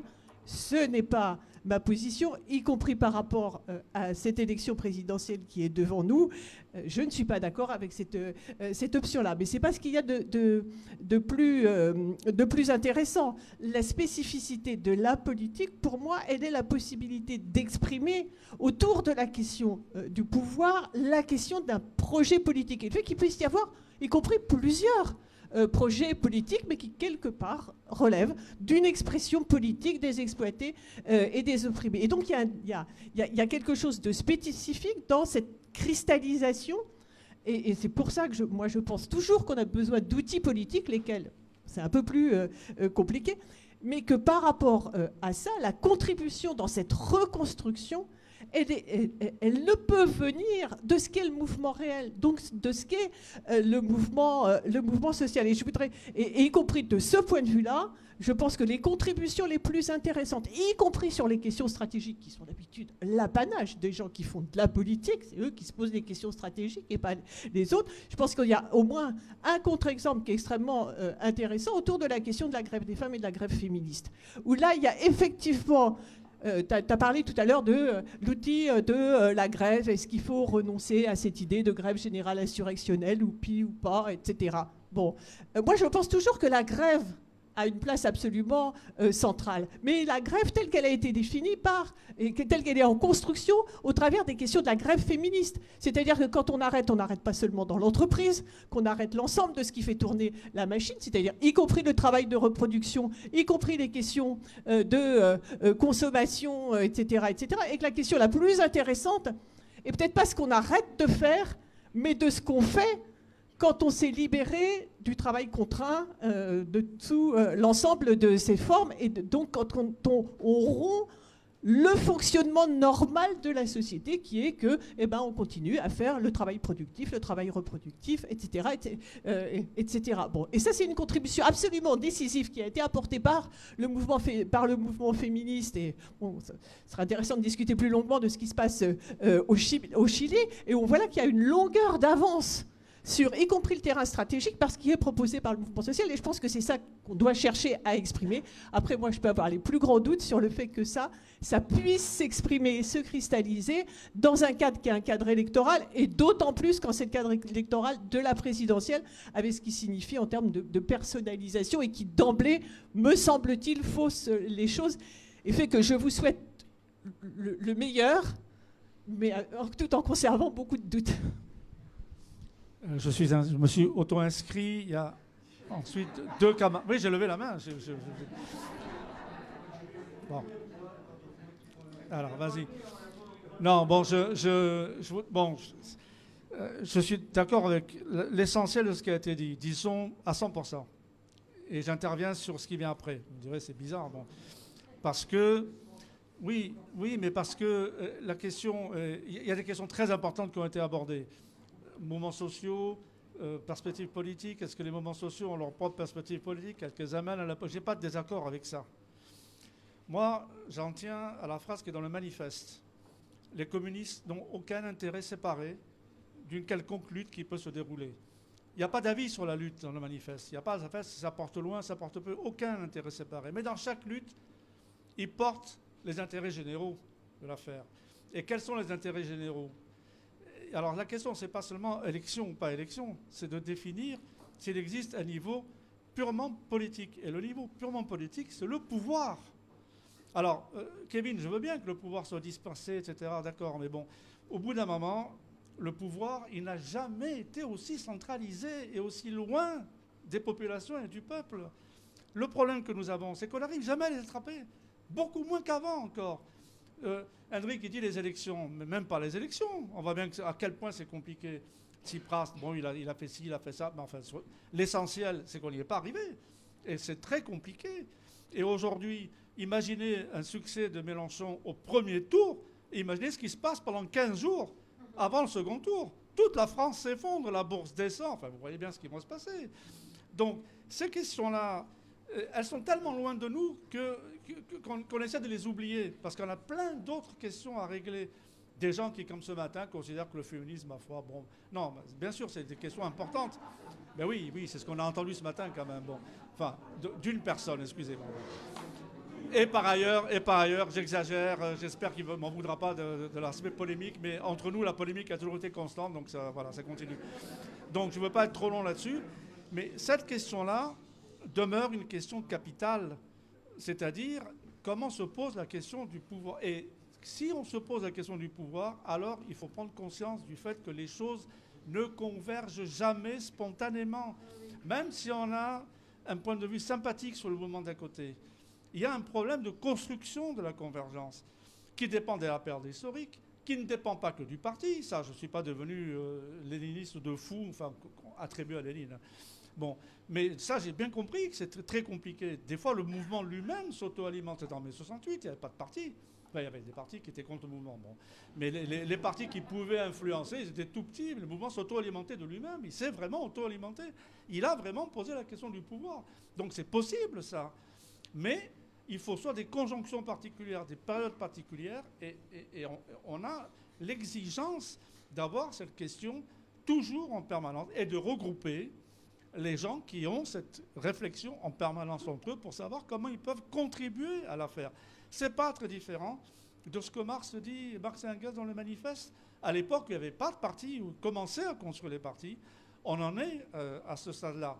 Dans tout ce que vous avez développé, je suis entièrement d'accord, mais il faut aussi ce que dit Hendrik. Alors Hendrik, je ne sais pas si la description que tu fais vaut pour un immense mouvement d'un parti de masse. Je sais que tu n'as pas écrit ça, mais ça, je pense que c'est inaccessible maintenant.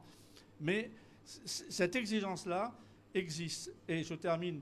Est-ce que les mouvements par eux-mêmes peuvent arriver à poser cette question-là? Je n'exclus pas cette affaire, parce que c'est des questions de période. Ça peut arriver. C'est quand même très rare. Et dans le monde, ouvrons les yeux, des mouvements, il y en a plein, il y en a des dizaines dans des dizaines de pays, il n'y en a pas un seul où on soit arrivé. Donc ça pose une question quand même, il faut le regarder de près ce qui a pu se passer pour savoir qu'il y a là un problème dont personne n'a la solution, pas moi non plus évidemment, mais ce n'est pas pour ça que le problème ne se pose pas. Alors c'est à toi. Ah ouais, si tu changes de place, alors...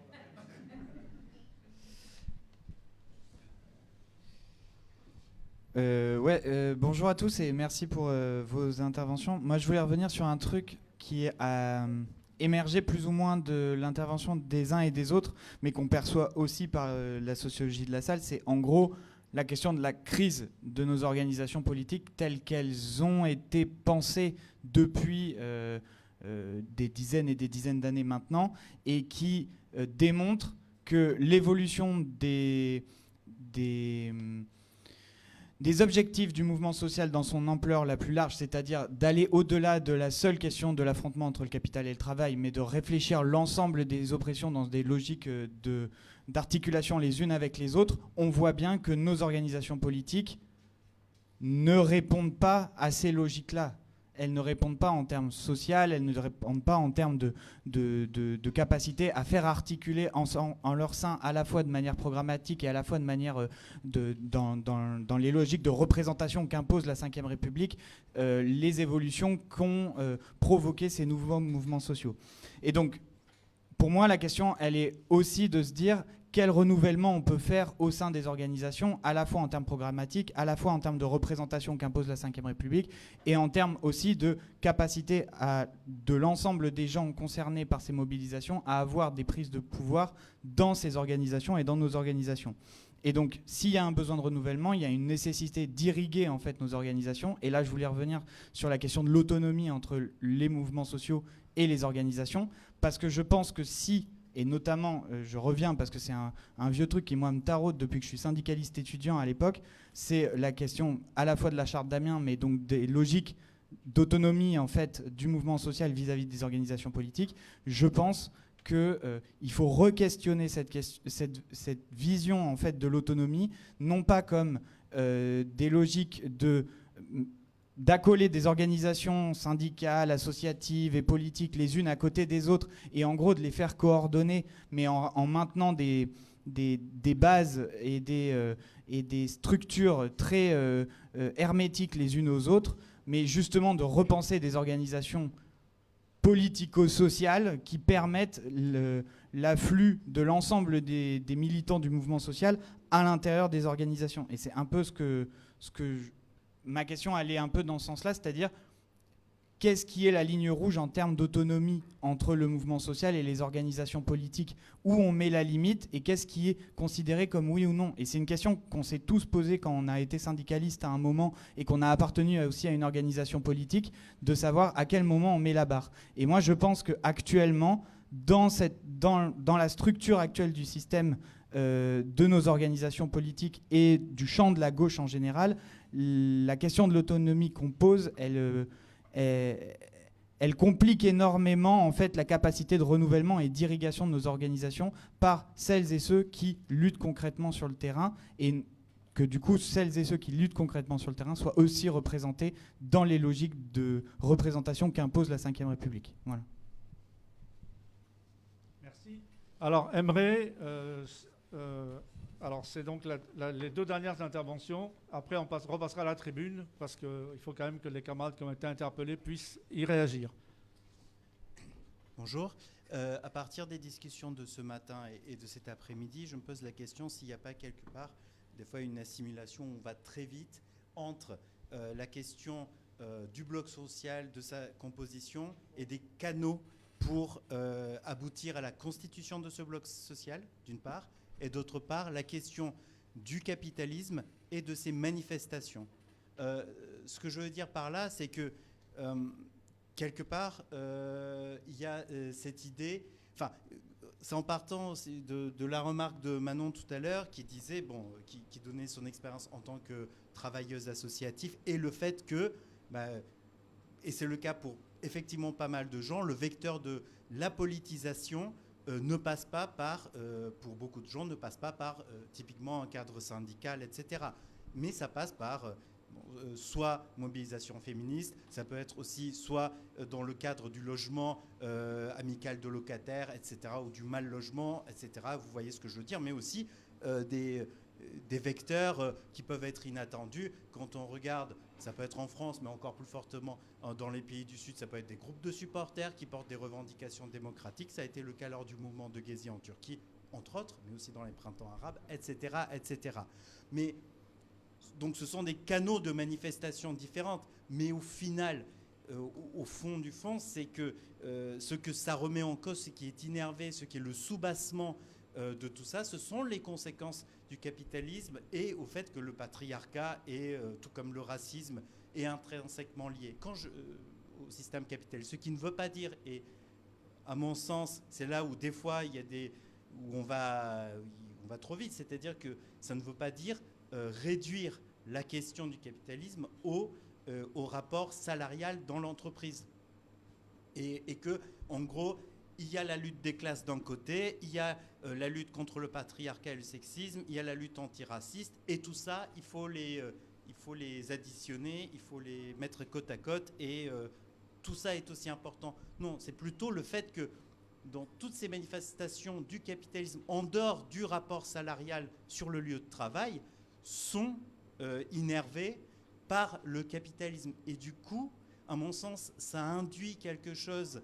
Et donc, le fait qu'il y a ces différents canaux de manifestation du capitalisme et donc de politisation, ça induit quelque chose peut-être qu'il faut prendre en compte, c'est celui de la temporalité de la constitution du bloc social. Parce qu'à mon sens, avec tout ce que je viens de dire, pour moi, le bloc social, ça reste le prolétariat. Mais avec tout ce que je viens de dire, c'est-à-dire charriant toute la pluralité et l'intégration des oppressions. Mais par contre, il reste par contre la question de la temporalité, c'est-à-dire le fait que ces différents canaux se constituent sur ces différentes oppressions, sur le thème du logement, etc. Et qu'il n'y a-t-il pas plutôt une période de compagnonnage avant d'arriver à la constitution d'un bloc politique proprement dit, et qu'il peut y avoir des tendances, mais de part et d'autre, de volonté de vouloir prendre un raccourci, de zapper ou de réduire ce moment de compagnonnage nécessaire et de passer directement, et de manière peut-être un peu des fois artificielle, mais après parce qu'il y a une course de vitesse, à la constitution de ce bloc politique. J'espère avoir été clair. Merci. Donc la dernière intervention de la salle, après nous passerons à la tribune. Non, c'est sur la question des rapports du politique et des mouvements sociaux. Bon, moi je pense qu'il faut éviter 2 écueils. Le premier, ce serait de penser que le politique dirige les choses. Bon, on a connu ça dans le passé. Bon, évidemment, c'est un écueil qu'il ne faut pas reproduire. Mais le second, c'est de penser que les mouvements sociaux, les radicalités, vont s'additionner de façon naturelle. Et qu'il va en résulter quelque chose qui s'appelle le chemin pour la libération. Et ça, je ne le crois pas. Je pense que le propre du politique, c'est justement de permettre de tracer, à partir des expériences des mouvements sociaux, un chemin pour l'émancipation de l'humanité. Bon. Et ça ne se fait pas de façon naturelle. Bon. Si j'osais le vocable, je dirais que la politique, ça permet la créolisation des mouvements sociaux. Bon. Donc, je me permets de mettre ça dans le débat. Oui, c'est jamais que du léninisme mis au goût du jour, comme il faut pas. Excuse-moi. Bon, la parole à Hendrik. Ouais, je ne vais pas faire trop long. Ouais, 3 minutes. Premièrement, juste pour relever quelques ambiguïtés. Et un des points importants, et on le voit bien dans cette salle, me disait Manon, c'est que les logiques de prédation. Alors moi, j'utilise plutôt le terme de captation de pouvoir symbolique, pouvoir de la parole, etc., sont éminemment problématiques, à la fois dans les mouvements, dans les partis, etc. Donc ça, c'est quelque chose sur lequel il faut travailler. Et je pense qu'on est tous concernés, on est tous, je pense qu'on est, c'est pas le propre du politique, vous l'avez dit les uns les autres. Donc là-dessus, il faut réfléchir dans nos partis, et je pense que l'avantage des partis sur les mouvements, c'est qu'ensuite on peut se donner des règles et s'y tenir. Et là, pour la peine, je serais pour que tout ce qui est l'innovation issue des mouvements sociaux puisse être finalement importé dans le mouvement politique sur ces questions de captation de pouvoir. On le voit ici, parce qu'encore, aucune femme a pris la parole pendant les questions. Si, Christine. Mais enfin, c'était très minoritaire. Voilà, c'est ça que autre aspect, sur la question du mouvement social et de son articulation avec les autres mouvements, les mouvements politiques, les mouvements associatifs. Moi, je pense effectivement qu'il y a les différentes façons de faire de la politique, et on fait tous et toutes de la politique. Hein. Effectivement, ça, il n'y a pas d'ambiguïté pour moi là-dessus. Et effectivement, je pense que les voies de politisation sont multiples. Et là, je suis... Alors, c'est ma casquette parce que je suis aussi dirigeant syndical. C'est ma casquette CGT. Mais je pense que la voie de politisation par le mouvement syndical reste forte en France. Détrompez-vous. Il y a 600 000 adhérents à la CGT aujourd'hui. Quelle organisation peut dire que... Voilà, donc il ne faut pas les opposer. Je pense qu'on est tous d'accord. Il y a des endroits où c'est pas là, c'est pas par ça, parce qu'il n'y a plus de syndicats, mais il y a encore des endroits où il y a des syndicats, et je vous jure, moi, dans ma boîte, c'est par le syndicat que les gens se politisent et viennent à la politique et viennent à l'Union populaire, par ailleurs, hein, parce qu'ils nous côtoient, etc., etc. Donc je pense que ça, effectivement, faut voir comment on articule tout ça, et la question qui se pose, effectivement, c'est comment on passe d'un champ à l'autre. Moi, la façon dont je résous le problème, c'est que les personnes peuvent circuler sans aucun souci, et il faut être le plus fluide possible. C'est-à-dire que les gens doivent pouvoir passer de l'associatif au politique et du politique au syndical, mais les institutions doivent être indépendantes. Moi, quand je parle ici, je ne parle pas en tant que dirigeant CGT, je parle en tant qu'ensemble insoumis. Et les camarades le comprennent très bien. Et je ne mélange pas les gens. Et si on ne les mélange pas, la circulation doit pouvoir se faire. Bon, ça, c'est l'élément... Et je finirai sur un point qui est le point, effectivement, que Samy a dit et que j'avais oublié de dire. C'est que quelle est la spécificité du politique? C'est le pouvoir. En fait, c'est là où, bien sûr que c'est pas franchement les élections. J'ai fait un raccourci parce que j'aurais dû parler de champ des institutions politiques. C'était ça dont je voulais parler réellement. Bon. Et la question est effectivement de l'affrontement, et là je rejoins Samy, je vais conclure là-dessus, avec l'État, et je pense qu'on mesure mal, et là peut-être que notre tradition en tout cas a ça dans les gènes, l'affrontement sera ultra violent. On l'a vu avec Tsipras, on l'a vu avec Chavez, je l'ai dit, mais on l'a vu avec Allende, on l'a vu à tous les moments de l'histoire. Et c'est pour ça qu'en préparation d'un affrontement aussi violent, là je reste très léniniste et je finis là-dessus, on a besoin d'un parti. Alors tu dis large, pas large, etc. À terme, il faudrait qu'il soit le plus large possible, mais pas du tout monothéiste, très pluraliste, complètement en lien avec les mouvements sociaux, sans préjuger de l'autonomie des mouvements sociaux. Ça, c'est aussi quelque chose qui est fort et nouveau par rapport à ce qui a pu être fait par le Parti communiste à une période. Et pour finir, juste là-dessus, j'étais complètement d'accord avec ce que tu as dit, Jean-Claude, donc je te propose de réadhérer à Ensemble Insoumise.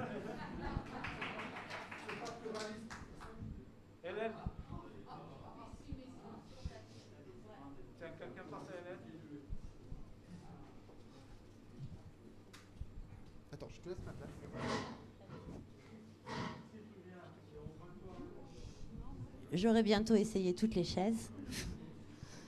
Voilà. Je pense qu'on dit pour beaucoup à peu près la même chose. Donc moi, je garde ma casquette, puisqu'on est tous multicasquettes ici. On est tous dans le milieu associatif, on est tous dans le milieu syndical et on est tous dans le milieu politique. Si on devait faire ces catégories en raccourci telles qu'elles sont. La réalité, c'est la question effectivement de la prise du pouvoir, puisqu'on a parlé vite et on a réduit des choses. Quand, par exemple, on parle de débouchés politiques, en l'occurrence, la manière dont moi j'aborde la question, c'est comment une revendication qui est faite dans le milieu associatif, militant, réel sur les droits des réfugiés, sur les femmes, les collectifs de femmes, comment est-ce qu'à un moment donné, elles sont en capacité de prendre le pouvoir? Ce sont nos institutions qui nous imposent ça. On n'a pas le choix. Un collectif de femmes ne peut pas, s'il ne passe pas par un intermédiaire qui est un élu législatif, obtenir une loi. On est dans cette situation aujourd'hui. Et les collectifs sont coincés dans cette... je parle les mouvements sociaux dans leur globalité. La première des choses qu'ils font, ils sont en lutte, et sur des luttes très, très locales. La première, enfin pas la première, mais rapidement, qu'est-ce qu'ils font? Ils interpellent le politique, au sens, je parle de la politique, l'élu. Pourquoi? Parce que c'est par là que ça passe.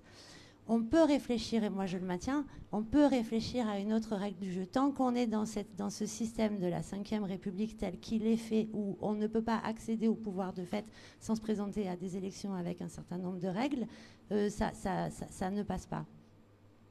Donc la première des choses à faire, c'est continuer effectivement à s'appuyer sur tout ce qu'on a comme mouvement. Je prends l'exemple des convergences dans les Bouches-du-Rhône, qui sont quand même super intéressantes de mon point de vue, qui marchent depuis maintenant 8 ou 9 ans, où on est autour de la table, ATTAC, la LDH, les syndicats, les partis, sur une question particulière, mettons la réforme des retraites.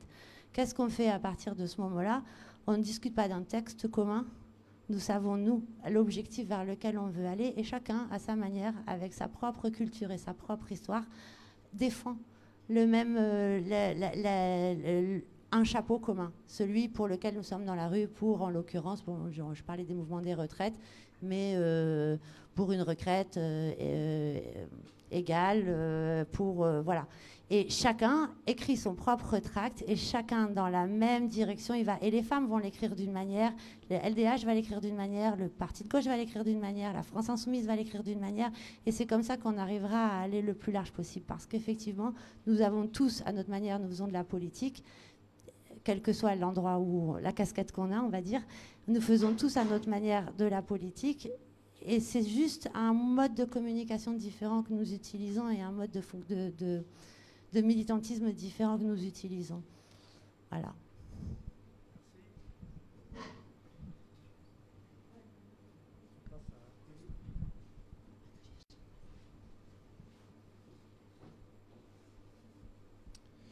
Ouais. Bon, il y aurait... Bon, je ne vais pas répondre comme ça de manière... Enfin, je disais au tout début, il faut éviter les jeux de posture. Et des fois, et je le fais moi-même par ailleurs, surtout quand on a une intervention en temps limité, on est obligé d'essayer de tordre le bâton pour faire passer une idée, etc. C'est évident. Donc je vais éviter de faire ça, juste ébaucher quelques éléments que j'ai trouvé intéressants dans la discussion. Je crois que ce que tu viens de dire, Hendrik, et d'autres l'avaient dit, sur le fait qu'on passe d'un espace à l'autre, d'autres l'ont dit en termes de créolisation, de compagnonnage. L'idée du parti Creuset, du parti de gauche par ailleurs, est une idée que je trouvais intéressante. Je n'ai pas observé suffisamment le parti de gauche pour voir qu'est-ce que ça donnait concrètement, mais c'est des idées intéressantes. Je pense qu'on peut retenir ça déjà, c'est quelque chose qui est intéressant, le fait qu'il y ait de la circulation d'acteurs, et que du coup ce que moi ça me fait inciter sur une chose, c'est qu'il faut distinguer à quel moment est-ce qu'on discute des fonctions à mener, c'est-à-dire les deux grandes fonctions du changement social au sens de Gramsci, la compétition pour l'État, pour le pouvoir politique à proprement parler, et la fonction de l'hégémonie culturelle et politique. C'est deux tâches différentes. Et d'ailleurs, et c'est là où moi j'utilise le terme société civile, par ailleurs, quand tu disais Aurélie, c'est un truc dépolitisé, c'est vrai, ça l'est aujourd'hui, mais c'est dans ce sens-là que moi, en tout cas, je l'utilise, quoi. Ceux et celles qui essaient de combattre pour l'hégémonie culturelle et politique, c'est deux fonctions différentes. Par contre, ce n'est pas forcément deux types d'acteurs différents. De un, parce que les partis participent au combat pour l'hégémonie culturelle, par exemple, et que ça serait une erreur du coup de penser que tel acteur correspondrait à telle fonction. Et de deux, d'autant plus aujourd'hui, peut-être plus que dans l'Italie de Gramsci, je ne sais pas, mais que les acteurs circulent. Une fois qu'on a dit ça, moi je ne suis pas du tout en anti-parti. Je pense que les partis doivent conserver leur existence, notamment pour spécialiser une tâche qui n'est pas que celle électorale, en effet, comme le disait Christine, mais qui est... Je ne suis pas sûr que ce soit la question du projet émancipateur, par ailleurs, parce que d'accord, je crois que c'était un peu ça que tu disais, mais bon, en tout cas, c'est ni la question électorale, ni que la question du projet. Je pense que c'est la question politique comme une constante dans l'histoire. Les partis ont cet avantage de l'historicité que les mouvements n'ont pas. Ça, c'est fondamental, et je pense qu'il n'y a pas d'autre organisation qui peut le permettre. Donc ça, c'est très important. Par contre, ont certaines inerties et des rapports de domination qui... C'est vrai, les logiques de prédation sont présentes partout, mais dans les partis, du fait de la compétition permanente, et notamment électorale, les partis sont vraiment les espaces les plus compliqués à ce niveau-là. Donc ils ont aussi des défauts et empêchent du coup d'essayer de saisir ce que tu disais Manon, par exemple, quand tu parlais du pragmatisme associatif, qui nous est assez propre quand on milite là-dessus, mais c'est quelque chose d'extrêmement puissant en fait, et qui en termes de pensée et d'idées, quelque chose qui renouvelle énormément les façons de faire et les programmes politiques. Et donc je terminerai là-dessus. Une fois que j'ai dit tout ça, ce que je veux dire au final, c'est qu'il y a des acteurs qui circulent, il y a des fonctions différentes. L'important est que si on considère que le politique n'appartient pas qu'aux partis politiques, comment est-ce qu'on construit des espaces qui soient accueillants pour toutes les personnes, quelles qu'elles soient, toutes les expériences, toutes les idées.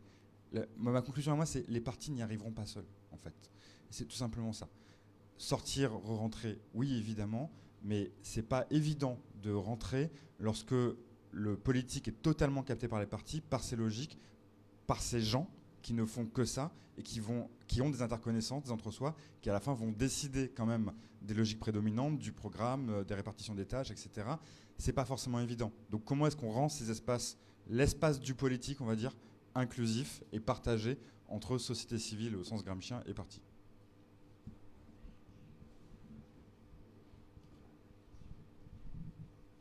Oui.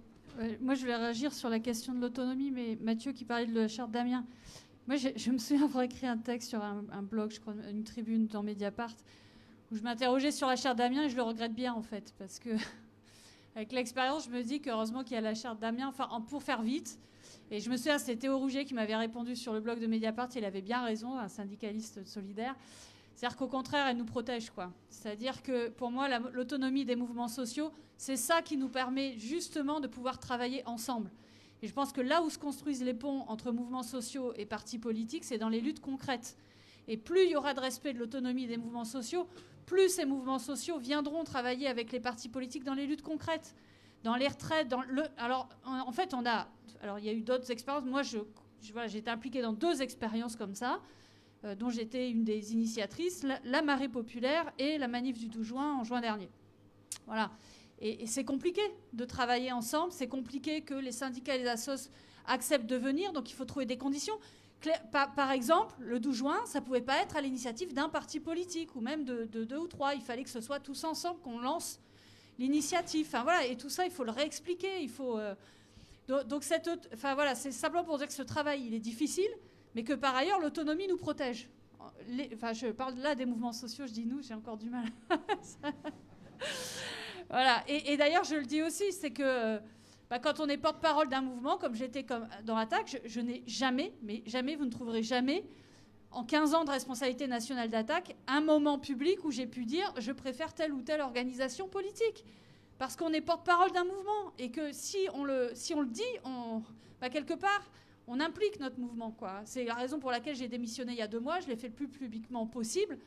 Même si au fond de moi, ça faisait quand même un moment que je savais où j'allais. Enfin, voilà. Non, juste sur la question du capital travail.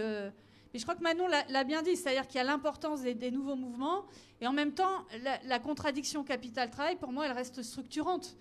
Simplement, on ne peut pas dire à une victime de violences sexuelles et sexistes, par exemple, excuse-moi, mais ce qui importe, c'est quand même le rapport capital-travail et ce que tu subis dans ton entreprise en tant que salarié. C'est pas possible. On vient avec des vécus, des colères, et si on veut agglomérer et rassembler les luttes, il faut partir des colères et des injustices pour lesquelles on se bat. Et donc là, tout l'enjeu, c'est justement d'articuler ces différentes luttes. Enfin, c'est juste pour répondre aussi à toute la polémique qu'il y a eu avec le bouquin de Noiriel et de Beau là-dessus. Je pense qu'ils se plantent complètement, enfin je le dis franchement, dans leur analyse, quoi. Dernière chose sur la question du parti politique. Alors, moi, je vais peut-être vous parler de vieux jeu. Moi, je pense, au fond, je suis pour... Enfin, je pense qu'il faut un grand parti politique, en fait. Je suis désolée de le... Alors, pourquoi ? Parce que... Enfin, comment dire ? Moi, je vois bien la difficulté entre le mouvement, entre guillemets, gazeux, qui est quand même une vraie expérimentation, qui a permis de faire venir plein de gens, mais et qui permet de faire venir ceux qui sont rebutés par la structuration. Mais en même temps, la structuration, elle permet quand même de mettre au clair les règles et les instances de décision. Donc, il faut trouver cette articulation entre les deux. Je ne suis pas sûre que ça se règle entre d'un côté le PG et de l'autre la FI. Enfin, mais bon, voilà, je pense qu'il faut y travailler.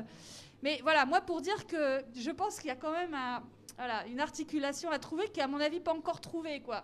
Et les deux à mon avis, restent décisifs et intéressants. Et je ne sais pas encore comment on y répond. Il y a quand même des expériences historiques. Je ne vais pas reparler de tout ça maintenant, il n'y a pas le temps. Mais voilà, je pense que... Enfin, voilà. Et après, je vois très bien aussi que ce qu'on essaye de faire à travers l'Union populaire aussi, c'est une expérimentation avec le Parlement. On verra ce qu'on en fera après. Enfin, si ça marche ou pas, d'ailleurs. Mais il y a cette idée aussi d'avancer sur cette articulation. Encore le mot de la fin. Attention à ton pied.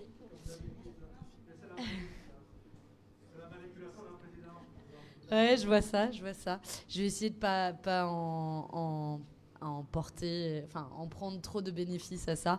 Je vais dire 3 points en réaction à ce qui a été dit. Évidemment, mon ambition n'était pas de sous-évaluer ou négliger le travail syndical. Il est extraordinaire et on en a besoin de syndicats plus forts.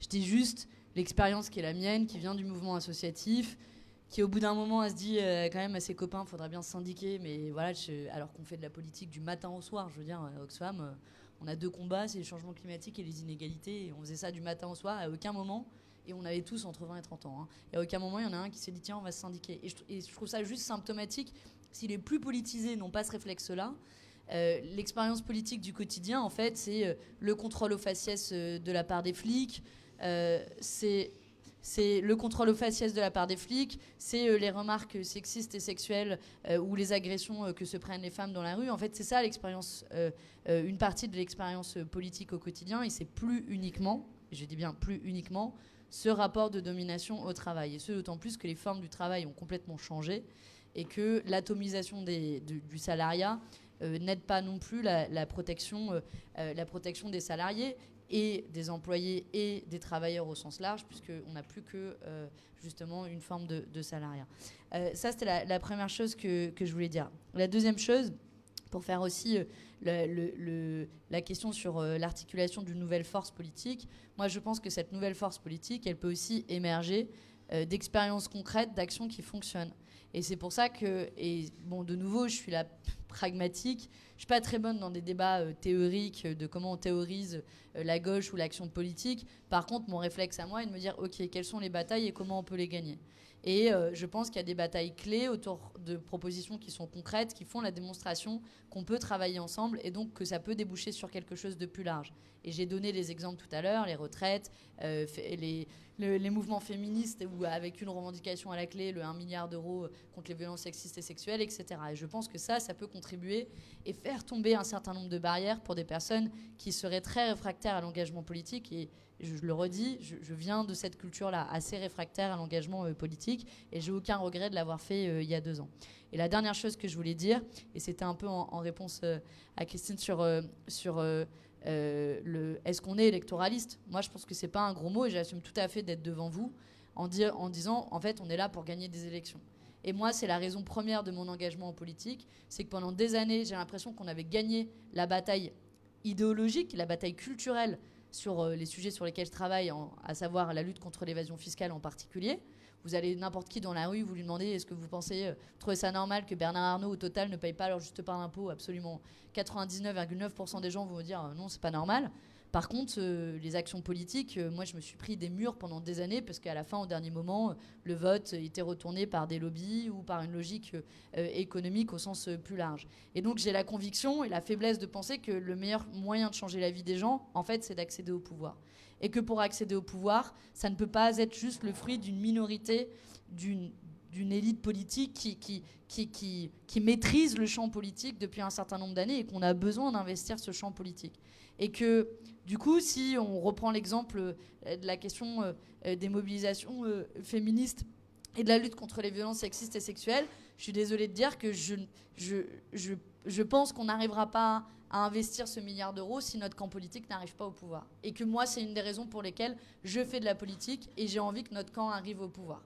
Et donc, je vais conclure là-dessus sur un petit peu cette note d'espoir, j'espère, de se dire que c'est aussi à travers ces engagements concrets et ces thématiques qui sont concrètes qu'on pourra amener des gens à la politique et qu'on pourra aussi mobiliser largement, puisque c'est quand même le premier défi qui est le nôtre pour cette élection, c'est de faire en sorte qu'une vaste majorité de la population vote et non pas 50-60% comme nous prédisent certains sondages.